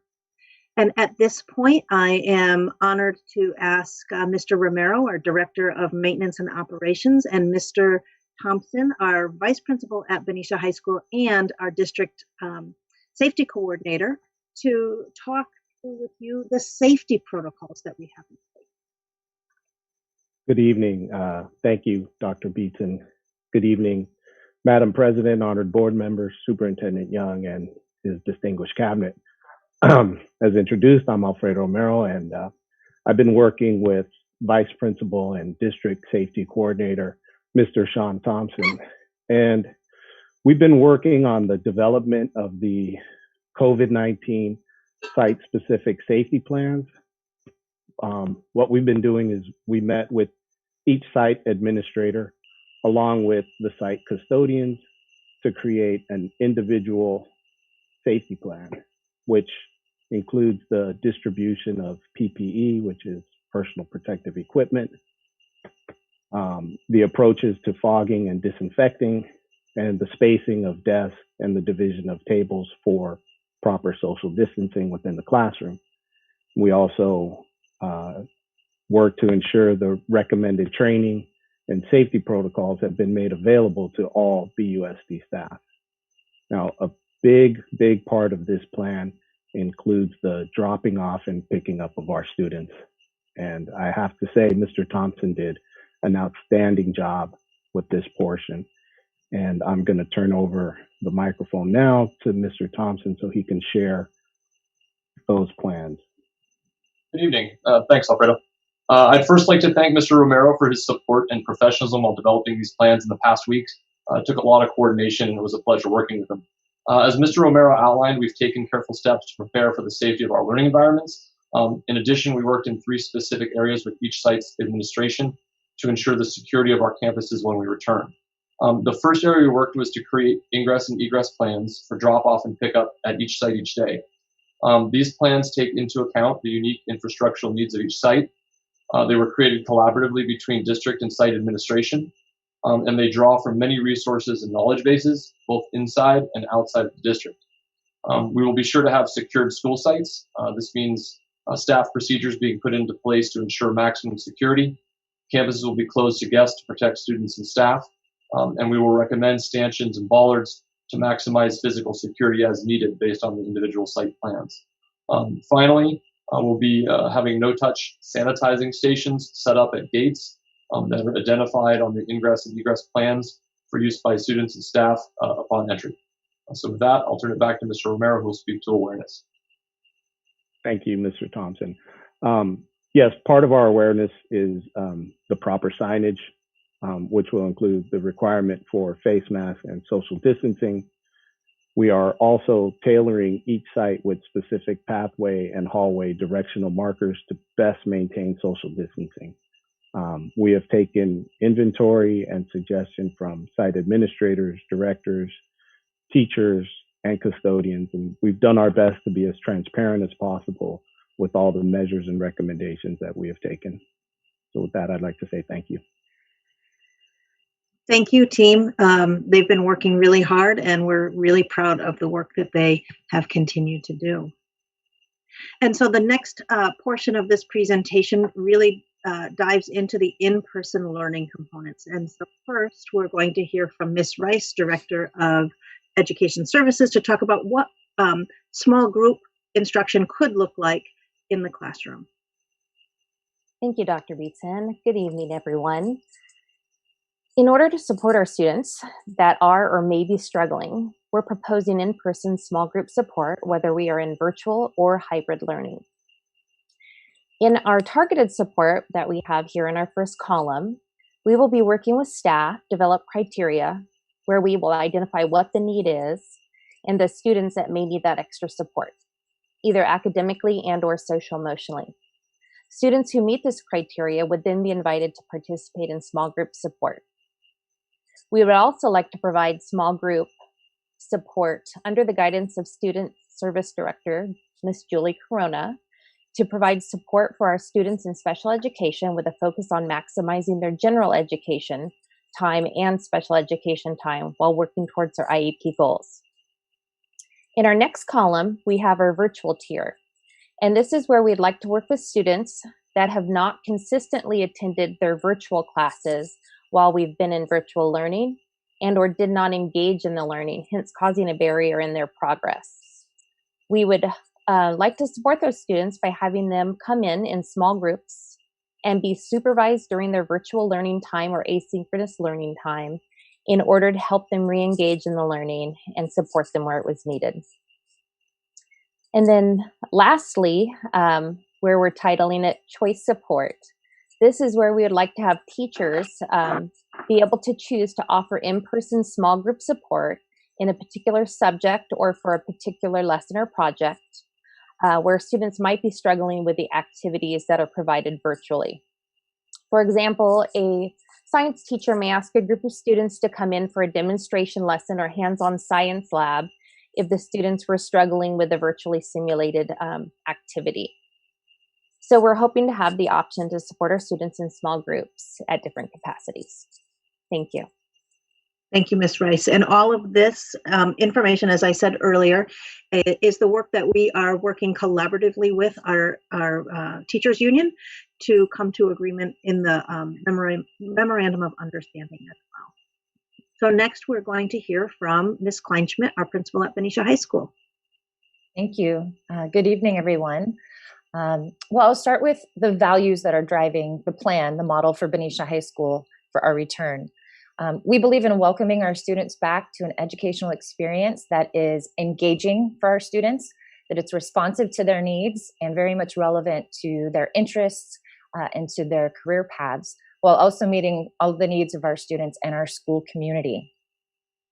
We worked with the design team, as was mentioned earlier, and actually continued that work with the design team members at our site, including then our teachers, our counselors, our school site council, and our student leadership to develop this plan, consider different options, and ultimately present this plan to you tonight. And one of the elements I think is most important is the idea of choice here, that different families, different students have different needs, and they would have the option to remain in virtual learning or to return in hybrid. Our plan is based on the idea of maximizing instructional time and experiences, and making sure that we're prioritizing the needs of our students and our staff there. We realize we have a range of students, a range of courses, and we want to meet all of those needs. I want to take just a moment to consider that hybrid really is meant to combine the face-to-face classroom instruction with online learning activities, and that it should emphasize using the best option for each learning objective and for each content area. And looking at our model, you'll see that we have a blue group and a gold group. So essentially, once we have the commitments of our students in terms of if they will be returning in person or remaining virtual, our in-person students would be designated to either the blue group or the gold group, with the blue group attending school on Monday and Wednesday, and the gold group attending on Tuesdays and Thursdays. On the days that they're not attending on campus, they're continuing to learn virtually. Students would continue with our one-to-one model, which luckily enough we employed at the beginning of last school year. So our students are very familiar with that, bringing their devices with them each day or using them from home. Fridays would continue to be asynchronous days. We have 2 different times designated for virtual office hours, and this allows for our teachers to continue to be connected with students who are continuing to learn virtually, or if it's a Monday or Wednesday, to continue to connect, have additional time to connect with our gold group students, and vice versa for the blue group on the other days. You'll see that we do have lunch included here, that students on the days that they're on campus are there for the full school day, coming for period 1 at 8:30 and finishing their day at 3 o'clock. We have a slightly extended lunch time of 1 hour. This is to allow students the time and the space to safely get lunch, and also to allow for some cleaning in the middle of the day, as we've created a cleaning schedule for all of our classrooms as well. We've worked with Sean Thompson, with Tanya Courtney to designate more areas for lunch and better spacing for how we would get lunches out to our students during that time as well. The next slide has sort of a day in a life, and so I'll use our blue group students as that example. So for a student who's returning to hybrid learning with us and is designated to the blue group, coming in on Mondays and Wednesdays, they would come for their first period class and continue through their day, second period, third and fourth. We have considered the possibility that we will have some teachers who may be teaching virtually in this model. And so let's say a student has a second period class and their teacher is virtual, but they've returned to hybrid learning. Those students would still go to that teacher's classroom with supervision from another staff member, and they would continue to learn virtually. So we've accommodated that as well. In addition, we wanted to consider the social and emotional needs of our students. We had plans to open physically our wellness center this year. There's a virtual center open, and we continue to work to prepare our physical wellness center for the time that we can open that. We have our academic and support counseling, which would continue.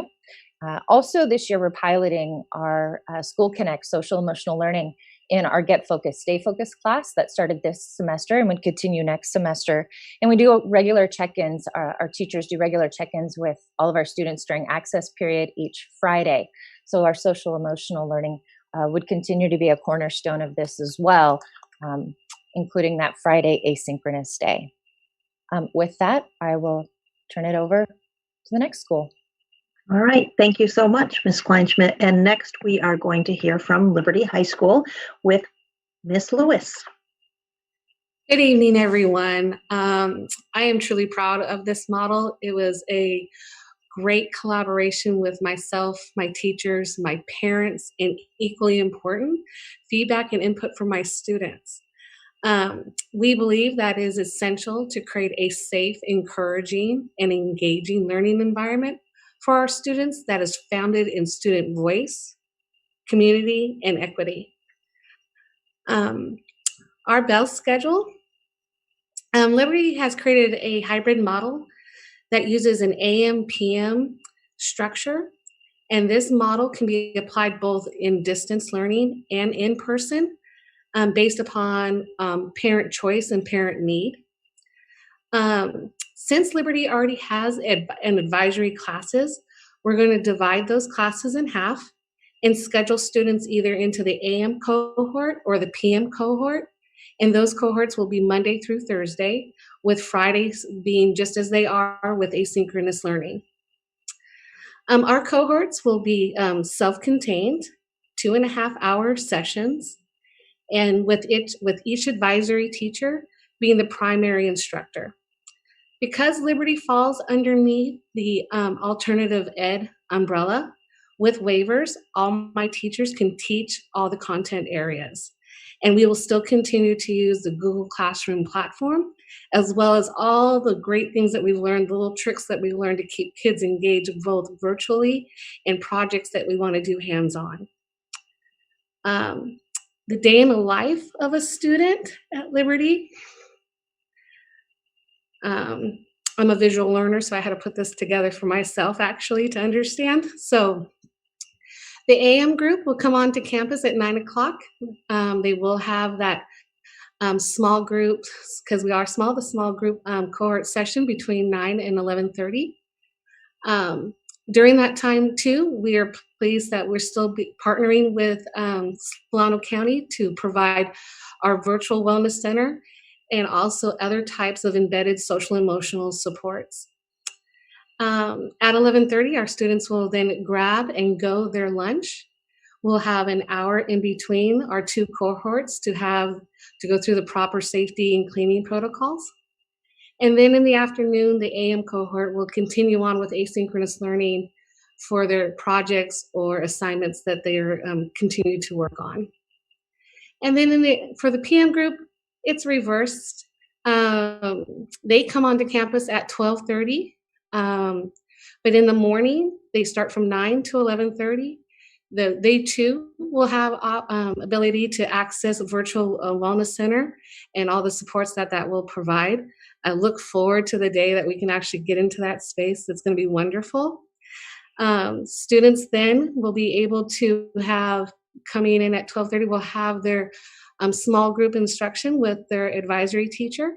And then they too will then, when they leave, will have a grab and go for their lunch and the breakfast for the following day. And with that, that is our Liberty model. Excellent. Thank you, Ms. Lewis. And next up is Ms. Dulski talking about Benicia Middle School. Right. Good evening. Our top priority is the safety of our students and staff, but when we have the opportunity to return to in-person, our main goal is for our students to interact with each of our teachers on a daily basis. We worked on this bell schedule to allow time each day for teachers to provide direct instruction and support. So our values that drove this plan is that we believe middle schoolers, as all students, excel when they can engage in their academics while weaving in that ever important social emotional interaction that they crave. It is important for our students to enter our school community and campus every day. All right, so here is our proposed hybrid bell schedule. Middle school students would either attend an AM or a PM session. 2 periods per day are in person, 2 periods are virtual. The reason for the 2 and 2 is to ensure the daily interaction and instruction with all 4 teachers. The Monday-Wednesday schedules allow for periods 1 and 2 in person, and the Tuesday-Thursday schedule allow for periods 3 and 4 in person. While students are on campus, their classes will be at 50% capacity. Their virtual classes are at 100% capacity. Prior to returning to campus, we will share videos to help students understand the expectations, such as which gates to enter through, how the hallway traffic flow will work. When the morning and afternoon sessions end, teachers will walk their classes out to their assigned gates to help with social distancing. If students sign up for grab and go lunch, they will pick those up at the gates. The times between the morning and afternoon in-person sessions allow for the appropriate cleaning between groups of students. The next couple of slides show an example schedule for a student in both the morning and afternoon group. So you can see here, so this is just a sample of a proposed schedule, because in order to meet our goal of having our students interact with every teacher every day, we needed to have a rotating schedule, kind of a flip schedule. So if a student is in the AM group, that means they're coming onto campus for periods 1 and 2, for example, math and English. And then they leave campus, they head home, and then they hop on for their virtual class of science and PE.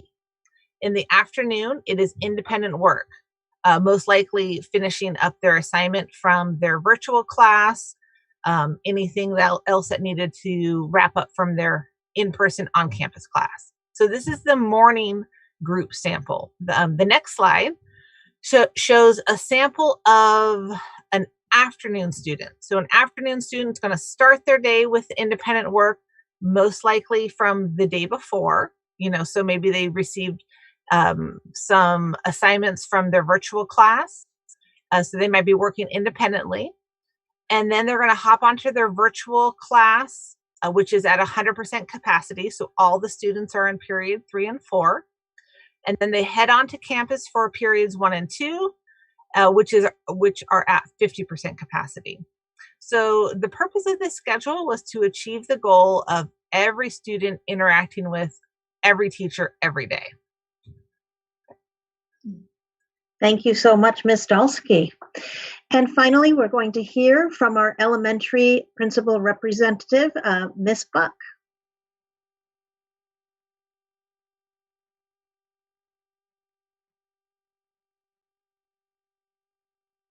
Is she on mute? Yeah. She was, Ms. Buck, we can't hear you. The old unmute please t-shirt that we're all getting, right? My apologies. I just wanted to thank everybody. I was sounding really good too. Thank everybody for inviting us here today. I'm sure you're wondering how we're going to bring back the littles onto campus. We are going to do it in a safe and loving way as usual, probably with crazy hats and bubbles. Since it is Thanksgiving, I would really like to give a shout out to our teachers who work tirelessly and endlessly. We see you, we hear you, we appreciate you. We wouldn't be able to do this in a safe manner if it weren't for the strength of our teachers and our classified staff. So we appreciate you. So we have 4 schools in our elementary system, as you know, and each are a little different. So each of our schools are going to have plans that are a little bit different depending on the size of the school, the layout of the playground, how many students come back to in-person learning, how many students stay in a hybrid model. So they are going to be a little bit different, but we have a strong team. I wanted to thank my principals, Miss Harley, Miss Moore, and Mr. Slater. So thanks, guys. So the plans are going to depend on all of that. And there's going to be lots of details in all our videos about the different nuances and plans for each school. Our values are that we believe our youngest students will thrive academically and social emotionally in a safe, welcoming, and engaging environment with their peers and teachers each day. So I'd like to explain to you a day in the life of a BUSD elementary school. So our model is AM PM. So kind of like the bluebirds and the redbirds of the kinder model from the days of old. We wanted it this way because we really felt it was important for our students to have contact with their teachers daily, whether in person or virtual. So this is a Monday through Thursday, AM cohort. So what would happen is the students would be dropped off with all hands on deck and have highly trained staff to ensure they get on campus safely, separated with masks, and that they would go directly to class with the teachers to welcome them. And again, each school would look a little differently about the drop-off points and such. Once they enter, instruction begins around 8 a.m., and that's where the magic happens. They'd be seated 6 feet apart, not sharing supplies, not sharing desks. And our expert teachers would teach them reading, writing, math, and social emotional learning. That would be the focus, although we know our teachers are going to throw in a lot more than that. So they would be learning on campus for 2.5 hours. During that time, they would have recess, weather permitting, and age in consideration. But we would make sure that those kiddos got brain breaks along the way. At 10:30 or around 10:30, the parents would pick up and family members would pick up the students at the egress points, and students would eat at home. If they chose to receive a lunch, they would take that lunch and go. So they would receive a lunch for that day and then breakfast for the next day. So thank you, Tanya, for hooking that up. And the rest of the day would be independent learning. So that's the AM cohort. The PM cohort, which happens in the afternoon, means that it's just the opposite. Their students start with independent time, and then they get dropped off to school, go directly to class for an approximate 12:15 start time. And that time in between the AM PM cohort allows for cleaning and planning and teacher lunch. Can't forget that. And again, the magic happens. That includes recess, and that would be a 3 o'clock dismissal. So that's the day. And then they would eat and leave and go eat at home. Monday through Thursday for virtual learners, we would keep on keeping on with our current system. So how we roll it out now with synchronous and asynchronous learning, that would be Monday through Thursday. And then Friday is like Fridays now. All students would be home learning 100% virtually with synchronous time and asynchronous time on Fridays. And now here are 2 sample bell schedules with more detail. And the reason why this is a sample is because we're just going to have to see how many families sign up for in-person. So a big school like mine, more families might need a staggered start time or a staggered end time, definitely staggered recess times. And this is the cohort A, and then the cohort B sample schedule is next. And so we normally at elementary, we're organized chaos, but we're going to move to organized order to bring back what Dr. Young so lovingly calls the tadpole. So we are excited to have them back safely when it's time. Thank you, Ms. Buck. So that was a lot of information. I have a few more pieces of information I want to share with you before we open it up for further discussion. The team, of which I'm so proud and so humbled to work alongside, have done so much work to think about all of the permutations that need to happen in order to bring back our students safely to an in-person learning environment. With that, I just want to point out that there may be some changes that need to happen depending on how many students choose to remain 100% virtual, which will be an option, or how many students choose to come back in hybrid. And the same is true for staff. We have some staff who will be back full time and some who will need to remain virtual. So depending on how all of those numbers shake out, some student schedules may need to change. The high school and the middle school right now are preparing for second semester, which begins January 19th. And it would be really helpful for them to know how many students are coming back in person, how many are staying virtual, so that they can create a schedule that best meets the student needs. At the elementary level, teachers may need to change. And so, for instance, if I was a third grade teacher and I was needing to stay home and teach virtually, any students that were in my class this fall semester that wanted to be back in person will need to change to a different teacher, and some of the vice versa. And in a rare occasion, there may even be an elementary school change. This would only be an elementary school issue, but depending again on how the matches happen, if things don't all come in nice, neat packages of the number of virtual students to the number of virtual teachers at the right grade levels, we may need to do some shifting of, around schools as well. That being said, I know that our amazing staff and administrators are ready for the challenge to do the very best fit with the most minimal changes possible, and take into account family schedules. You've heard from all of our levels that we have several sites. We have the elementary school and Liberty High School and the middle school, which will all be doing an AM/PM model. And so to the best extent possible, they will try to keep families that have children at each level on the same either AM or PM to make it easier on families. And so they will be working really hard once we get direction on which way to go to start that next level of work. So here's a proposed return schedule whenever we're eligible. When we move out of purple into red or orange, we'll be eligible to come back if given the direction from the school board. The first thing that needs to happen is that we need to get a communication out to families and commitment letters. And basically what that says is, here's all the information about what in-person learning will look like. Families will have conversations about what's going to work for them. And then they will need to decide for each of their students, are they going to send them back in person or keep them virtual? And as a note, because it is a very complex system, we won't likely have the capacity to switch kids from one model to the other once those decisions are made.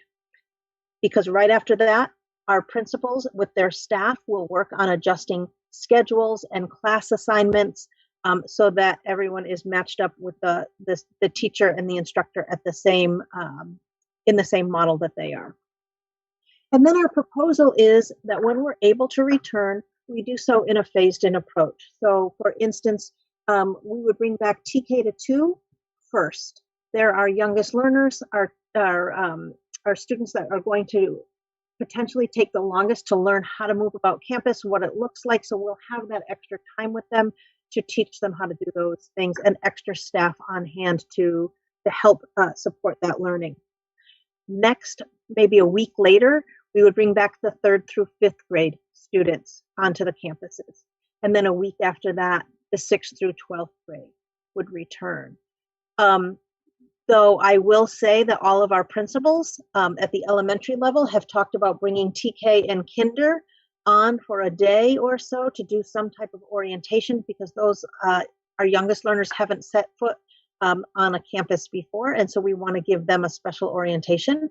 And that same thing is true at the middle school for our 6th graders and our high school 9th graders as well. And so I know that those principals and staffs are committed to giving those students that opportunity.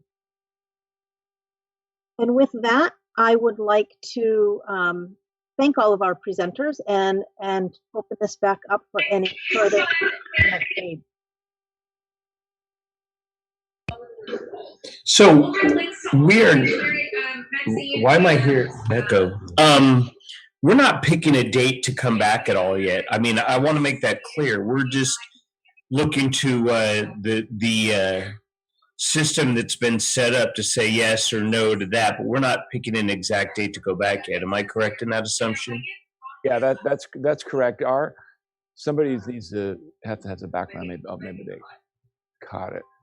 Yeah, thank you for the question, Mr. Maselli. Yeah, exactly. Our thought, somebody needs to mute themselves because their background is on. There you go. Thank you. Yeah, so our thought is, present to you tonight, and thank you, team. Excellent work.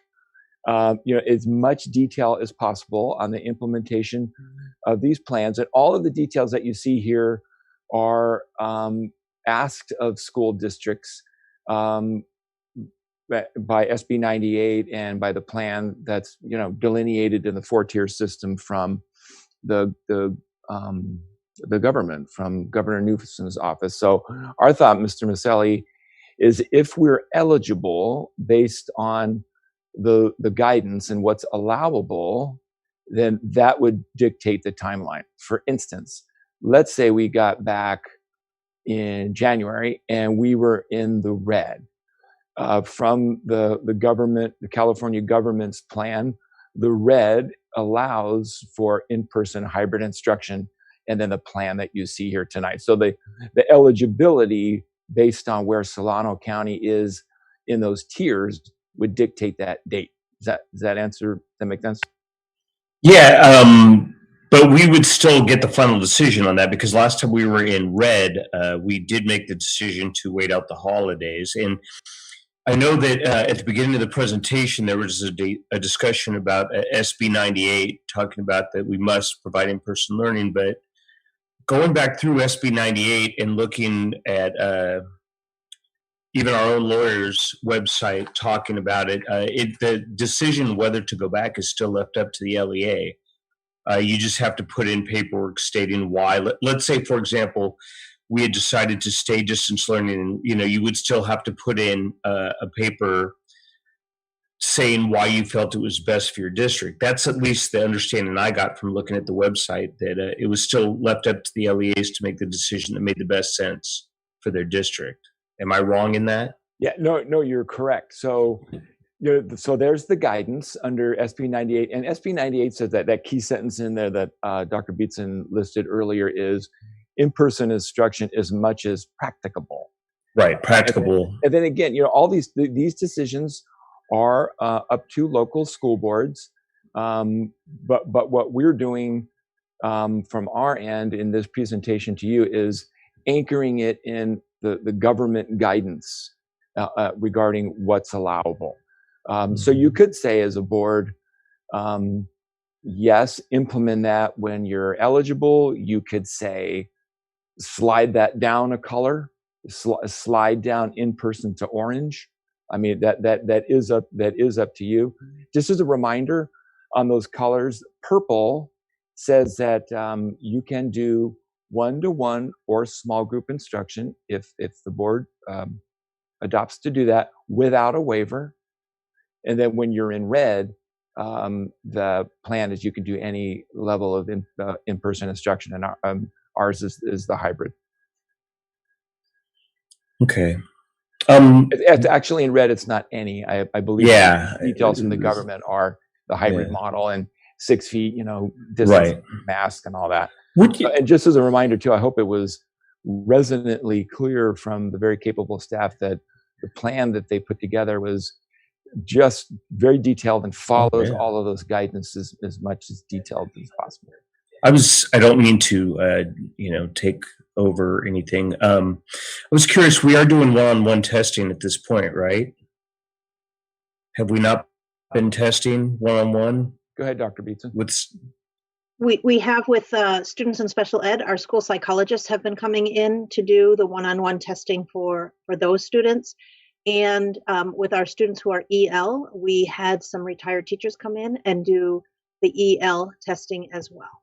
Would it be possible to get some of those people to come back and just let us know, maybe at the next meeting, how the one-on-one testing is going? I mean, I assume we have it set up with the barrier. I remember, Charles, you talking about the barrier in between people on opposite sides so that, to maximize the protection. I was just curious if anyone's checked in to see how that's going at all. Ms. Rice, do you want to talk about that? And Ms. Corona? Absolutely.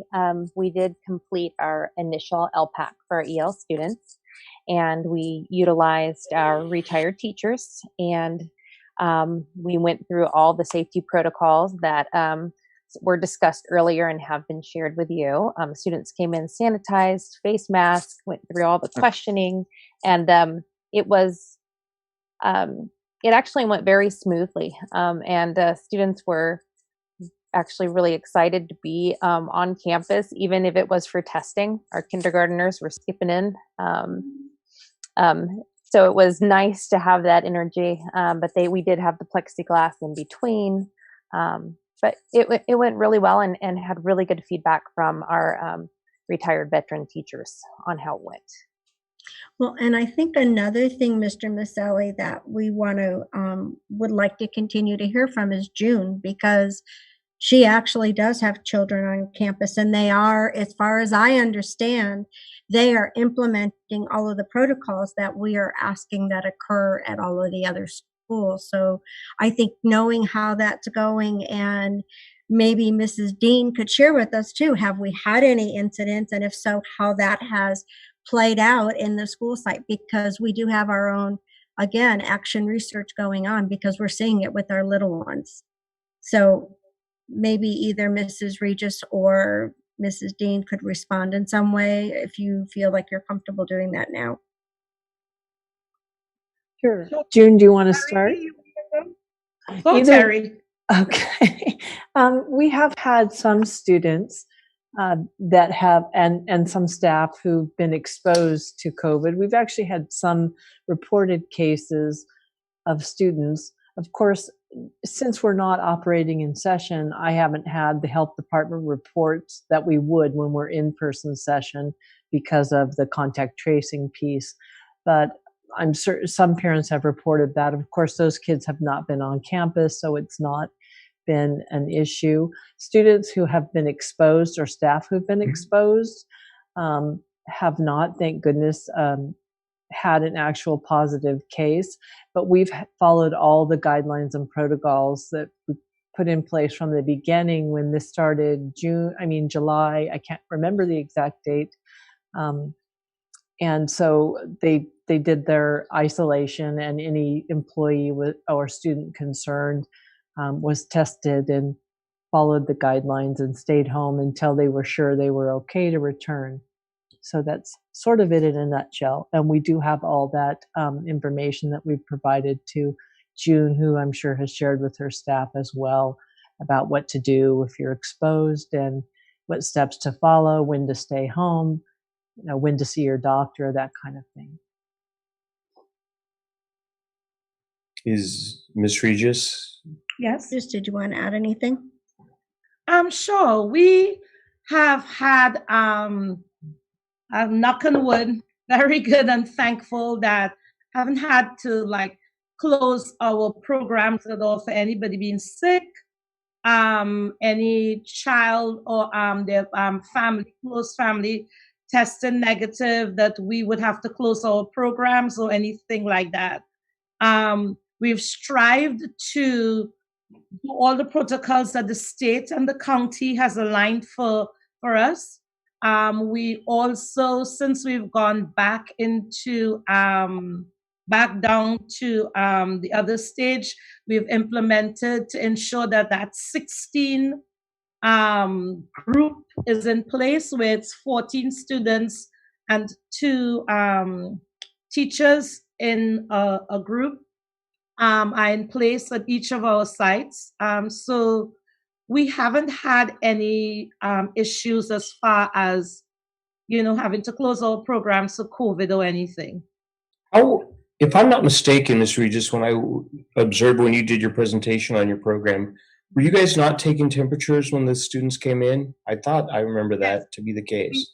Yeah, we take temperatures twice a day because that was the county and state guidelines that we had when we opened. When we opened, there were no tiers involved.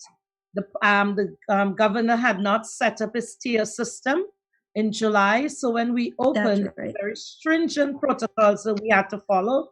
So we take temperatures coming in and we take temperatures in the middle of the day. But yet, if I'm not mistaken, in the presentation I heard, we're not looking to take temperatures at all the different sites when students do come back. Am I correct in that? Maybe Ms. Beetson? Ms. Dean, want to answer that one? Terry? Yeah, can answer that.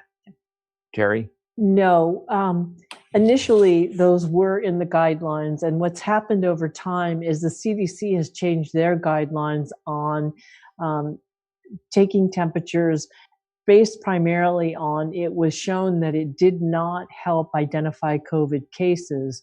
Unfortunately, it wasn't a good tool to use.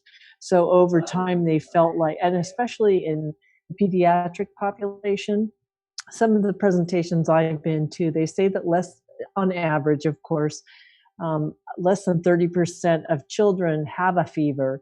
And it's also associated with so many other things, low-grade temps, that it was hard to differentiate. So in terms of identifying COVID symptoms, they found it as a very poor tool. So even Kaiser and big organizations now are no longer doing temp checks when you go in. Even the airports, everybody else has changed their policies on it, only because they found like it often gave people a false sense of security. And so they thought, well, this kid doesn't have a temp, and so therefore he's probably fine to be here, when sometimes the symptoms are much more subtle. So they wanted people to be more vigilant in looking at the whole child and all the potential symptoms they may have, instead of just what was happening is people were scanning them and they would just sort of go off and often forgotten. And so that was the main, and the CDC actually has documented the changes in guidelines for temperature taking as well. Okay. I was just curious about that because I remember Ms. Regis' program was definitely doing that, and I didn't hear any discussion of that at the various levels. So apparently it's not, Right. I get what you're saying. She was part of the licensing, childcare licensing agreements with the state. And initially everybody was very vigilant, and they still do it. And again, I have no problem with it. If it turned out that it was an effective screening tool, I would be advocating for that myself, regardless the manpower and the difficulty in getting that done on a daily basis. But if it was really effective, I would certainly be trying to get our district to do it. But so theoretically, is there a good screening tool? Does that exist, or are we just guessing? And I mean, from what I heard, it seems as if we're just hoping that the parents can pick up on their kids being under the weather or anything to keep them home. But do we have a screening tool, or does that not exist at this point? It's basic questions. It's understanding the signs and symptoms of COVID, which is primarily starts out in many individuals as a respiratory illness with fever, fatigue, and some things that obviously mimic other things.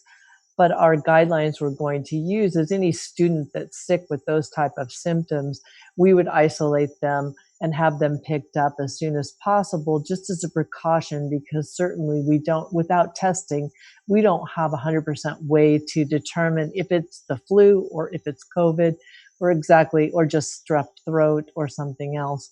And again, there are lots of symptoms associated with COVID.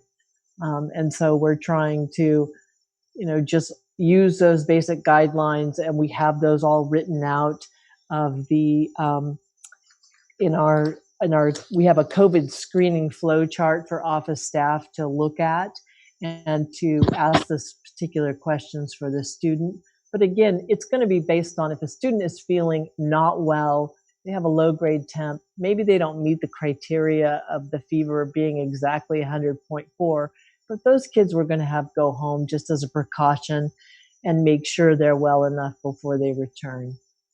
So thank you. I see a couple of hands going up. Mr. Maselli, would you mind if I? Oh no, I apologize. I No, absolutely no, that's okay. I just no, want I to was make sure too much. I see. Yes, you were too much. So I see Mrs. Zeta and I see Dr. Moss with their hands up. So I'd like to acknowledge them. So I don't know who was first. So Mrs. Zeta, maybe. My pleasure.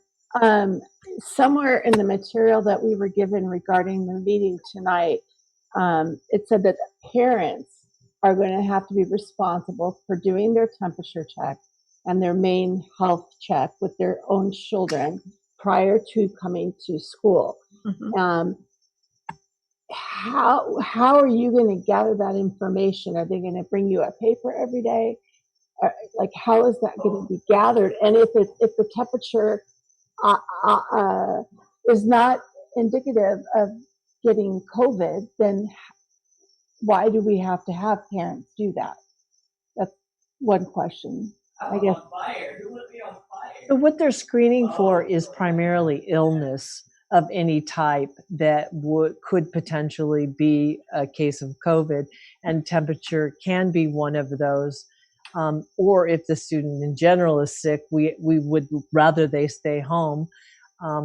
So it's part in the CDC guidelines that there's a link or there's an attachment my understanding is the parent will actually get the paper so they can understand what to look for. At some point, there's been different discussions, and I'm not sure what the final outcome was, but those sheets of paper, there will be a commitment agreement between the parent and the school that they are going to be following these guidelines. And I'm not sure how often that will be turned in. And certainly what we're asking parents to do is to the best of their ability. We all know there are cases where a child seems okay in the morning, and then the child comes to school and it's not okay. So we're going to emphasize those measures as well. Because to me, that's the most important part. What happens when they get to school? If the teacher identifies that student is really not being okay, we're going to just go ahead and assume that child's probably not, and put the other measures we have in place to sort of mitigate that early and effectively as best we can. So what I'm understanding is that we're going to be having people kind of visually check them out as they come into classrooms. And I know from working in schools that kids come to school sick all the time. So how are you, I know that people are going to show up with stuffy noses. So this is the part of the commitment we're hoping to ask parents. If your child's been coughing all night, your child is, has thrown up, has any of the obvious signs of illness, to please keep their student home. And we know it's a lot to ask of people right now. They've been juggling a lot, parents have, with everything, and we really appreciate that. But certainly, in order to be able to keep this process of in-person learning going, we all have to be a little more hyper-vigilant.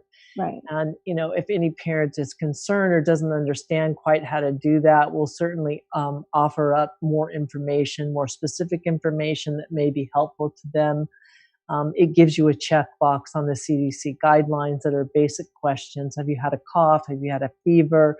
Have you had diarrhea? Have you had these kinds of things? And so in those cases, we would ask that parent keep the student home. So essentially, it's a training process for the families that we're going to implement as we roll all of this out. I heard the principals talk about their videos, and it is some little added stressor for the families, but they're doing it every day now, right? Keeping an eye on their kids to make sure they're well. I had another question regarding masks. Okay, Again, and then I'm going to move to Dr. Moss after this question, Dr. Of Zeta. course, of course. Somewhere also in the information that I read for tonight's meeting, it stated that we are not going to provide all the PPEs for all of our teachers or our students. I just wanted some kind of clarification because I know there's been talk about students, especially young kids that are wearing a special Batman mask or Superman mask that the other little Johnny wants to use, and back and forth. And I was wondering if we are not providing, I mean, my feeling is we should provide masks for everybody, and then maybe including the students, because I don't think that every student is going to come with a clean mask every day. I think it's going to be something that they're going to reuse. They reuse them all the time. They're not cleaned all the time, including myself. I'm guilty as that person too. So how are we going to make sure that everybody's got clean everything for them during that school day, each day they come in? Dr. Gill or Mr. Romero, do you want to talk to this one? Sure. So the county was kind enough to distribute to every school district in Solano that I'm aware of enough cloth masks and disposable masks. We allocated each site with enough masks for teachers and students. And then we went above and beyond, and we have a stockhold of more masks that we're holding at the maintenance department. My office used to be an office. Now it's kind of a warehouse. So we have plenty of masks and some face shields, enough face shields to go around for the teachers again. So we are prepared. And my understanding is, in fact, that the county has PPE equipment for the schools and the hospitals and other facilities should the districts need them. That what they're supposed to do is just reach out and request. And I know you've already gotten them, but they reiterated that on the call again today when they spoke. So we shouldn't run short, at least for a while. So to clarify that, because I heard two different things. I heard Sherry say she read we weren't supplying them, and then I heard Mr. Romero say that we have enough masks to supply all of our teachers with a set of PPE and to provide masks to our students if they need them. Like, what is the process with that? No, each site has an allocation for the amount of students that are there. So they have enough at each site right now. Each school to give site has each student one mask, or to give a student a mask if they need one if they come without one or something. Sorry, each student is off the top of my head, I believe it's 4 cloth masks, and the amount of disposable masks that are given at a site are for in case the student soils their mask or forgets their mask or loses their mask. There will be disposable masks for the size of the children that somebody can get and give to them. Now, it's not an unlimited supply, and I think that's maybe what was read. It's not an unlimited supply. We have an amount we feel confident, if everybody comes prepared and keeps those cloth masks washed and clean, we should be more than fine. Again, we went above and beyond and have ordered more masks and more PPE on top of what was given to us from the county. Thank you for the clarifications. Thank you, Alfredo. And I think that might be part of, I'm sorry, I didn't mean to cut you off, Mrs. Zeta.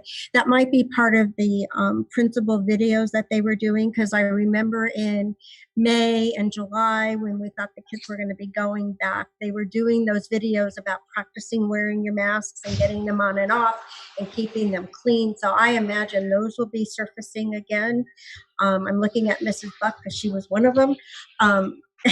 She was doing her math. So, I mean, I would imagine that's going to be all part of having to re-indoctrinate everybody again, because we haven't done this for a while. But hopefully kids are used to masks, because everywhere I go, I always see them. So that's one of the good things. Dr. Moss, I'm sorry you've waited. So it's okay. I wanted to say thank you for the information that all of you guys pulled together for us to give us a good picture of what we hope that it'll look like when students return. But I wanted to know, and I heard you say it, Dr. Beatson, but I just want to make sure that that's what I heard. Just thinking about some of the comments and things that we've received over time. So with this model, there will be, it sounds like, very little impact of students having to be go to different sites. So especially for the elementary school kids, they'll be able to hopefully stay at their home schools and not have any disruption in terms of, having them go to a different school, right? Correct? That's our hope. Part of it is, depending on the board's decision tonight, we have a letter ready to go to families with this board presentation. Mr. Sharif is going to put the link to this presentation in there as well. We have a whole pamphlet. I showed it way back in August, a booklet that we put together of all of the information, the health information, the safety information, the schedules, all of that is in a booklet. And then we also put together an FAQ document. So lots of information for families to look through as they make their decision. And then there's a commitment form where they would put in their child's name and if they're sending them back or going to keep them virtual. And so really to answer that question, our hope is, and our task is to make as few changes as possible, but we really won't know until we have the exact number of students staying virtual, coming in person, from what site, matched up to what teachers are coming in person and what teachers are staying virtual. Okay, and it is clear for families so that they know, because you did indicate that if they make the decision on whatever model that they kind of want to go with, whether it's virtual or going back hybrid, that they would have to. I think, Mark, there you go. Thank you. Did you hear me? I'm sorry. I did. No, could you repeat that? Oh, do you want to repeat or you want me to just? No, I can repeat it. No, I just wanted to make sure that it's clear that for families, when they know that when they make a decision, that what you were saying is that that's the decision that they'll have to stick with because of the commitments that will have to be made around their decisions, correct? Correct. And so we have that in the booklet, in the FAQ, and on the commitment. It's a Google form, and on that as well. And then I have one more question for the team. When Mrs. Zeta was talking, you shared that there was going to be, a commitment that parents would be signing, Terry, that they would be doing these different processes and learning how to monitor their children's health daily. We also at one point had talked about a waiver. And I know we used it with the preschool with Mrs. Regis. Is that part of that packet as well? Have we decided no, not to use it? Can you kind of tell me the status of that? We haven't designed a release of liability. Is that what you're saying? Yes. No, yes. We do not have one of those. We do not do that. Okay. Yeah. Thank you. Can I share a thought? Just let me put a thought out there just for the trustees to think about. I see you, Stace. And I wrote. Oh, I'm sorry, Stacey. Go ahead. I'll wait on my thought. I didn't know if you were ahead. Go ahead. Okay. Don't lose it though. Hold on to that thought.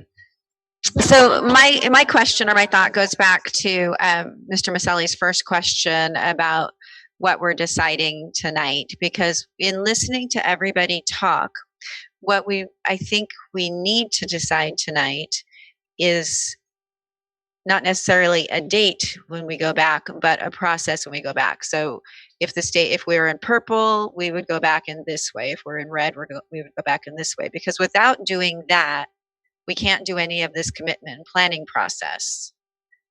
So I see Leslie and Miss Lewis and people nodding, but I just wanted to clarify that is what you are asking for us. That is what you need in order to be able to continue your planning.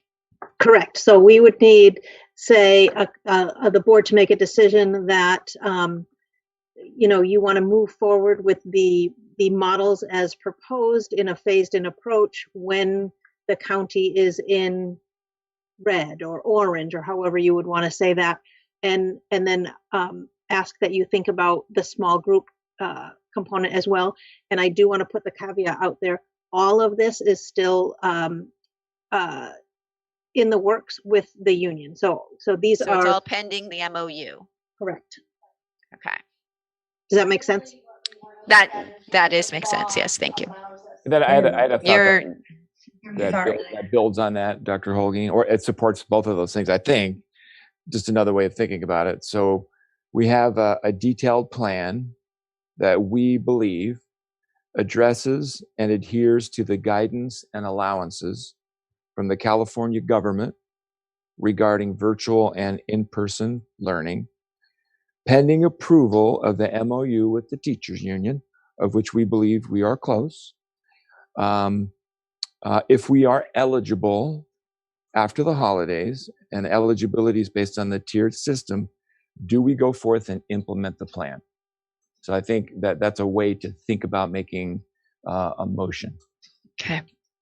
So basically, our guidance will be the law. What is the law saying that we can do, and if we can in fact implement this? Well, the tiered system Correct. proposed. Right, for The California. SB is the law. The Right. tiered system is the And their Right. guidance and allowances. They're not directives. Correct. This is a reminder. So again, local school districts can make the decisions on degrees of flexibility, but I just want to keep reiterating the guidance and the allowances that are available to school districts. And can I add one more piece? I think as we ask families to make their commitment, right now we don't know a date, and so a color may be helpful, because if I'm a parent, I may say, well, I'm really comfortable sending my child back if you're in orange but not red, or red and not orange, and that may help them know what they want to put on a commitment form. Okay. Are there any other questions or comments? Mrs. Zeta, did your hand? Ms. Zeta. Yes, I just want to know from the sites that are doing recess, which is probably just elementary school, how are those going to be handled? Like, what are the kids going to be allowed to do at recess? So 6 feet outside, masks on. We can't give them equipment because they'd be sharing the equipment. So possibly just, running around, or the teacher or yard duty may, do directed jumping jacks. But what we did is we looked at the different sites and the different makeups, and we determined which areas could be assigned to, 2 different classes.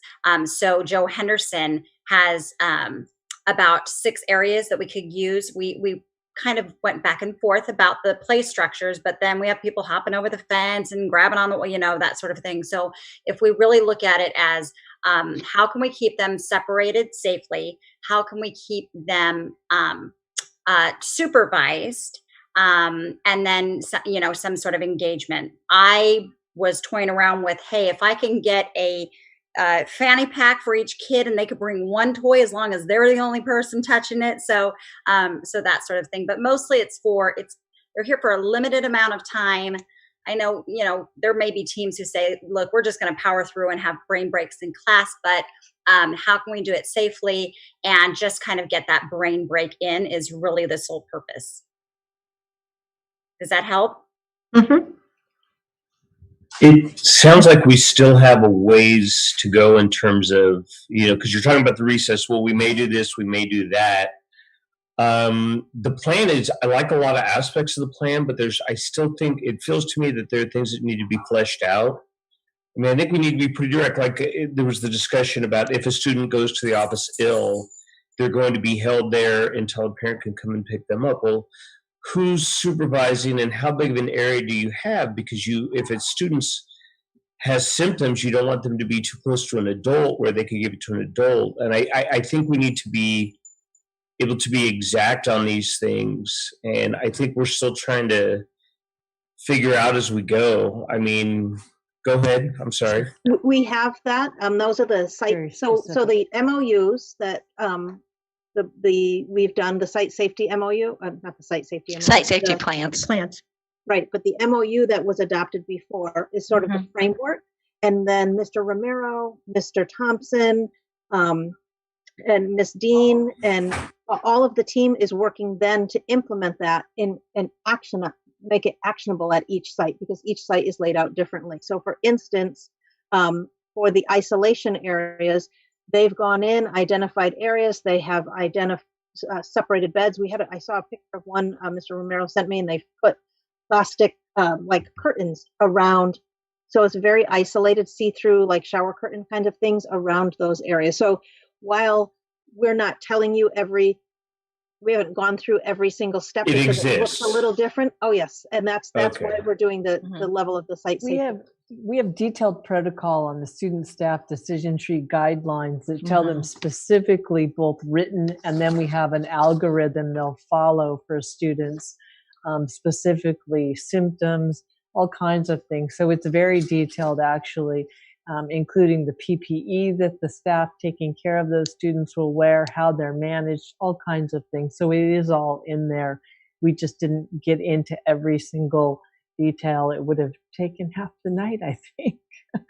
And if I could just clarify, we have a plan for recess. The recess is to take them outside and give them brain breaks. So they won't be sharing any equipment. They won't be using the climbing structures. We even went so far as to look at our Google Earth, to look at our playgrounds, to really see where the safe places are. So teachers walking them out, teachers walking them in, and then negotiating some things in the MOU. But each site will have a different plan, but we have a solid plan for recess for our kids.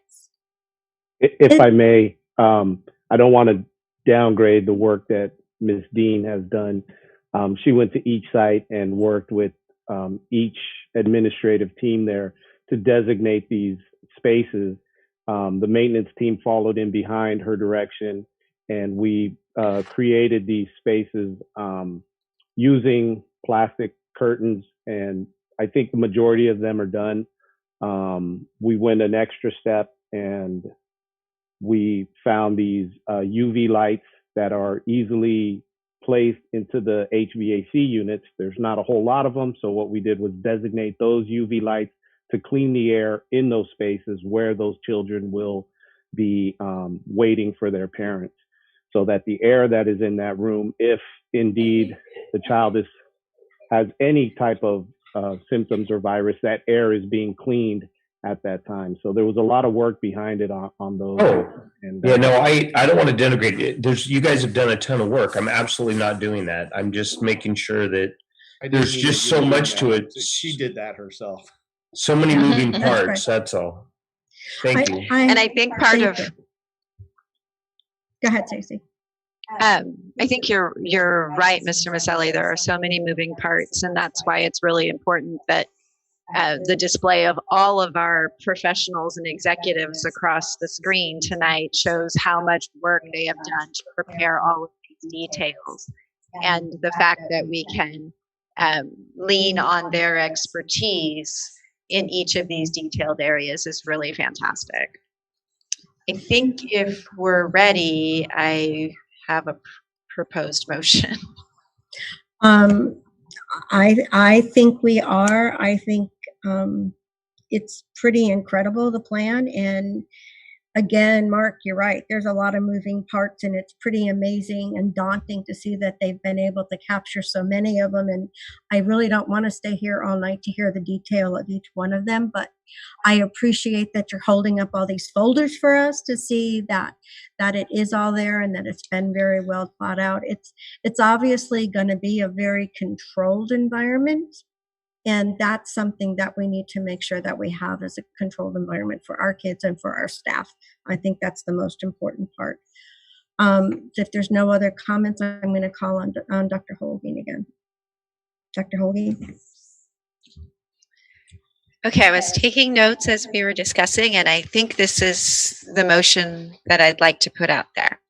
That pending approval of the MOU with the teachers, that we implement the hybrid plan based on the state eligibility, meaning that we would have small groups in purple and go to hybrid in red, or as soon as possible after the January start time. So not considering anything this semester, but starting in January, that we would implement hybrid plans and small group plans depending on state eligibility requirements and the approval of the MOU with our teaching staff. Do I have a second? I'll second it. Thank you. Do I have an approval of the plan? All those in favor say aye. Aye. That's 3. Any opposed? Opposed. Okay, so it passes 3-2. Who was the other name? I'm sorry?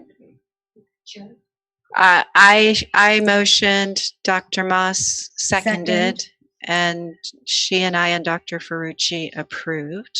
Mrs. Ferrucci, yes. Mrs. Ferrucci, I'm sorry. I'll take the title. Okay.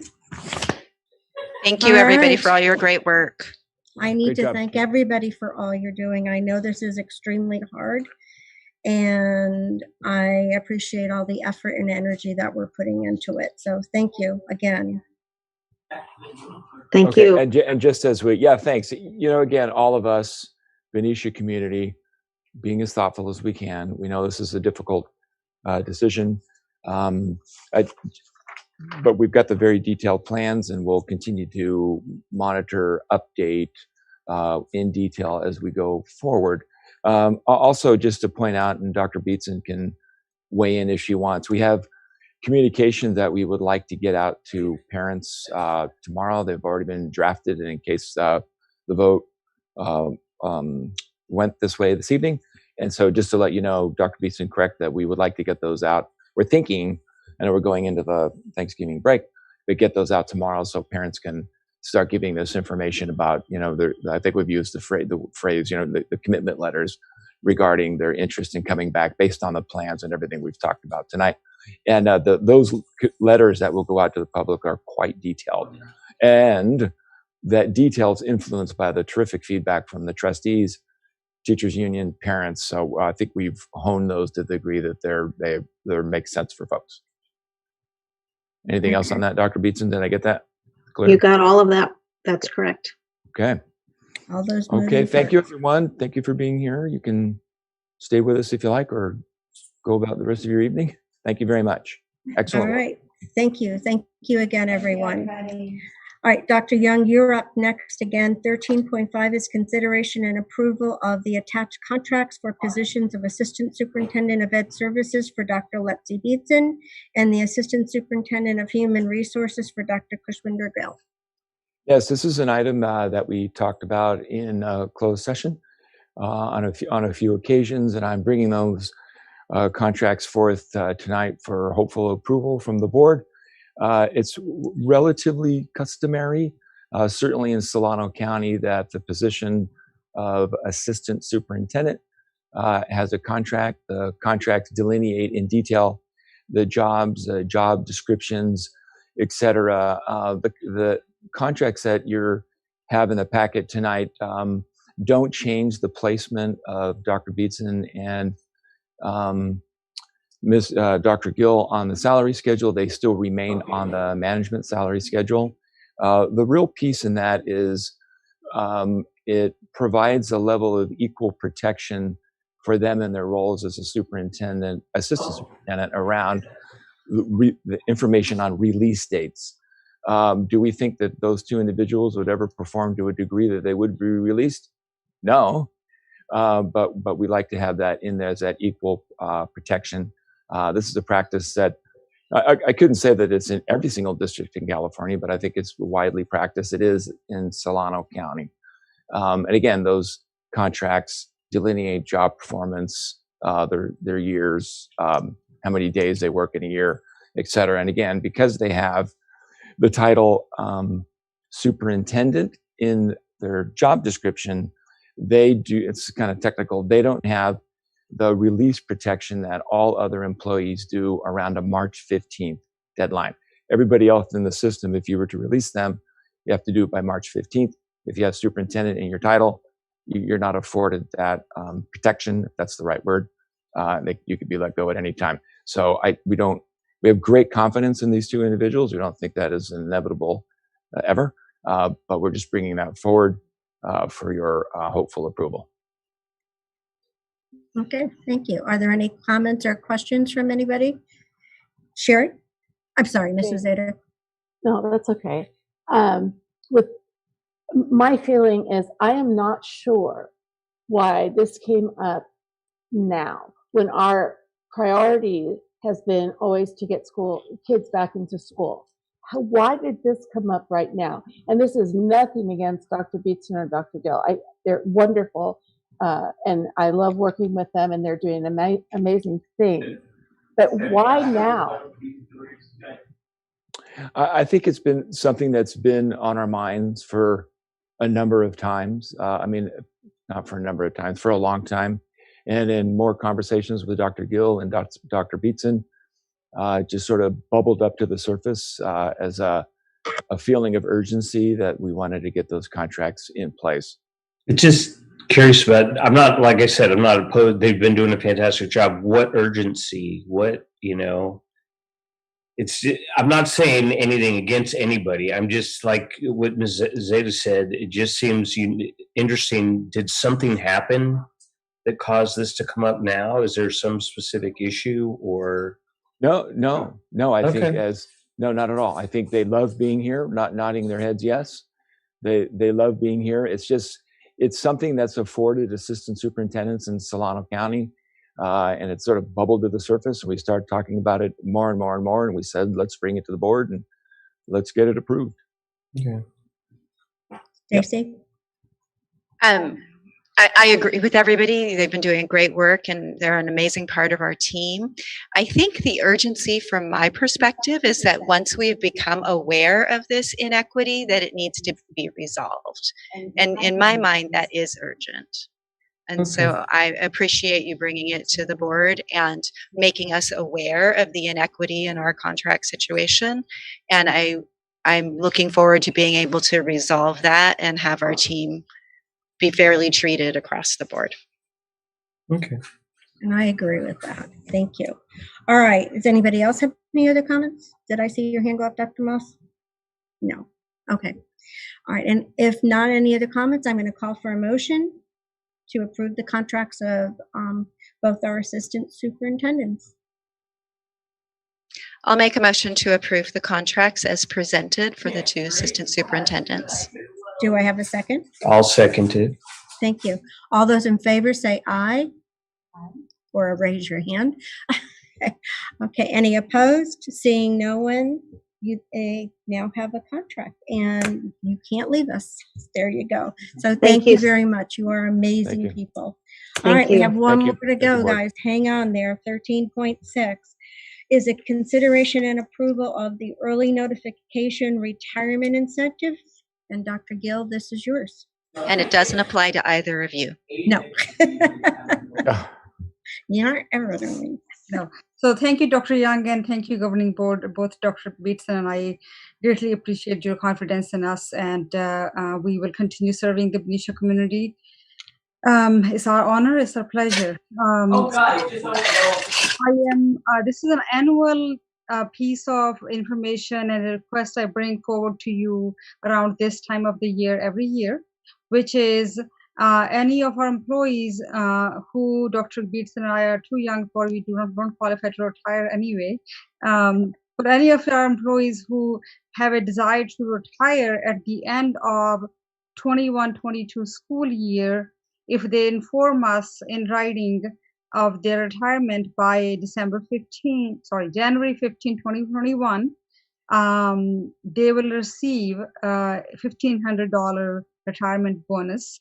It will be prorated for part-time positions, and it is also non-revocable. So that means once they submit their letter, they can't go back and change their mind because they will be receiving the money. Dr. Gill, it's for June 2021 retirement, correct?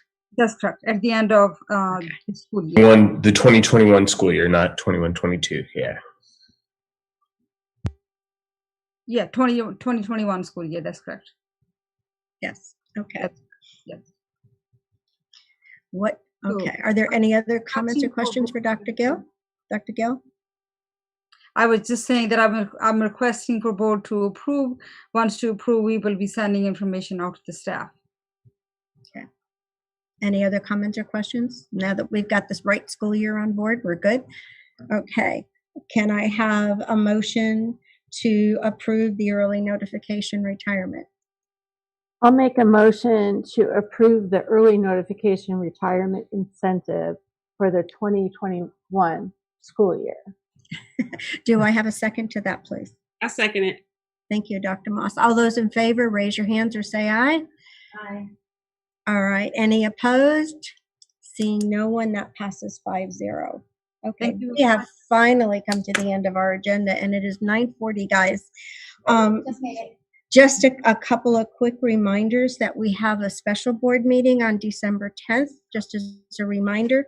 I believe the time is set for 5 o'clock. At that time, we'll be hearing about a lot of our bond work and facility work that's been going on at that time, and we'll get to see plans of some of our new school work that is happening as well. Also, we're approaching the Thanksgiving time, and I just would like to share how grateful I am for everyone who is part of our Benicia community, whether it's being my colleagues on the board or our staff or our teachers or our children and our families. I am very proud and very grateful for all of you, and I wish you all a very healthy and safe Thanksgiving season. And remember, wear your masks, stay 6 feet apart. Let's get us out of this purple, and please stay safe. So God bless everyone. Take care, and we'll see you soon. And oops, I wasn't supposed to say that.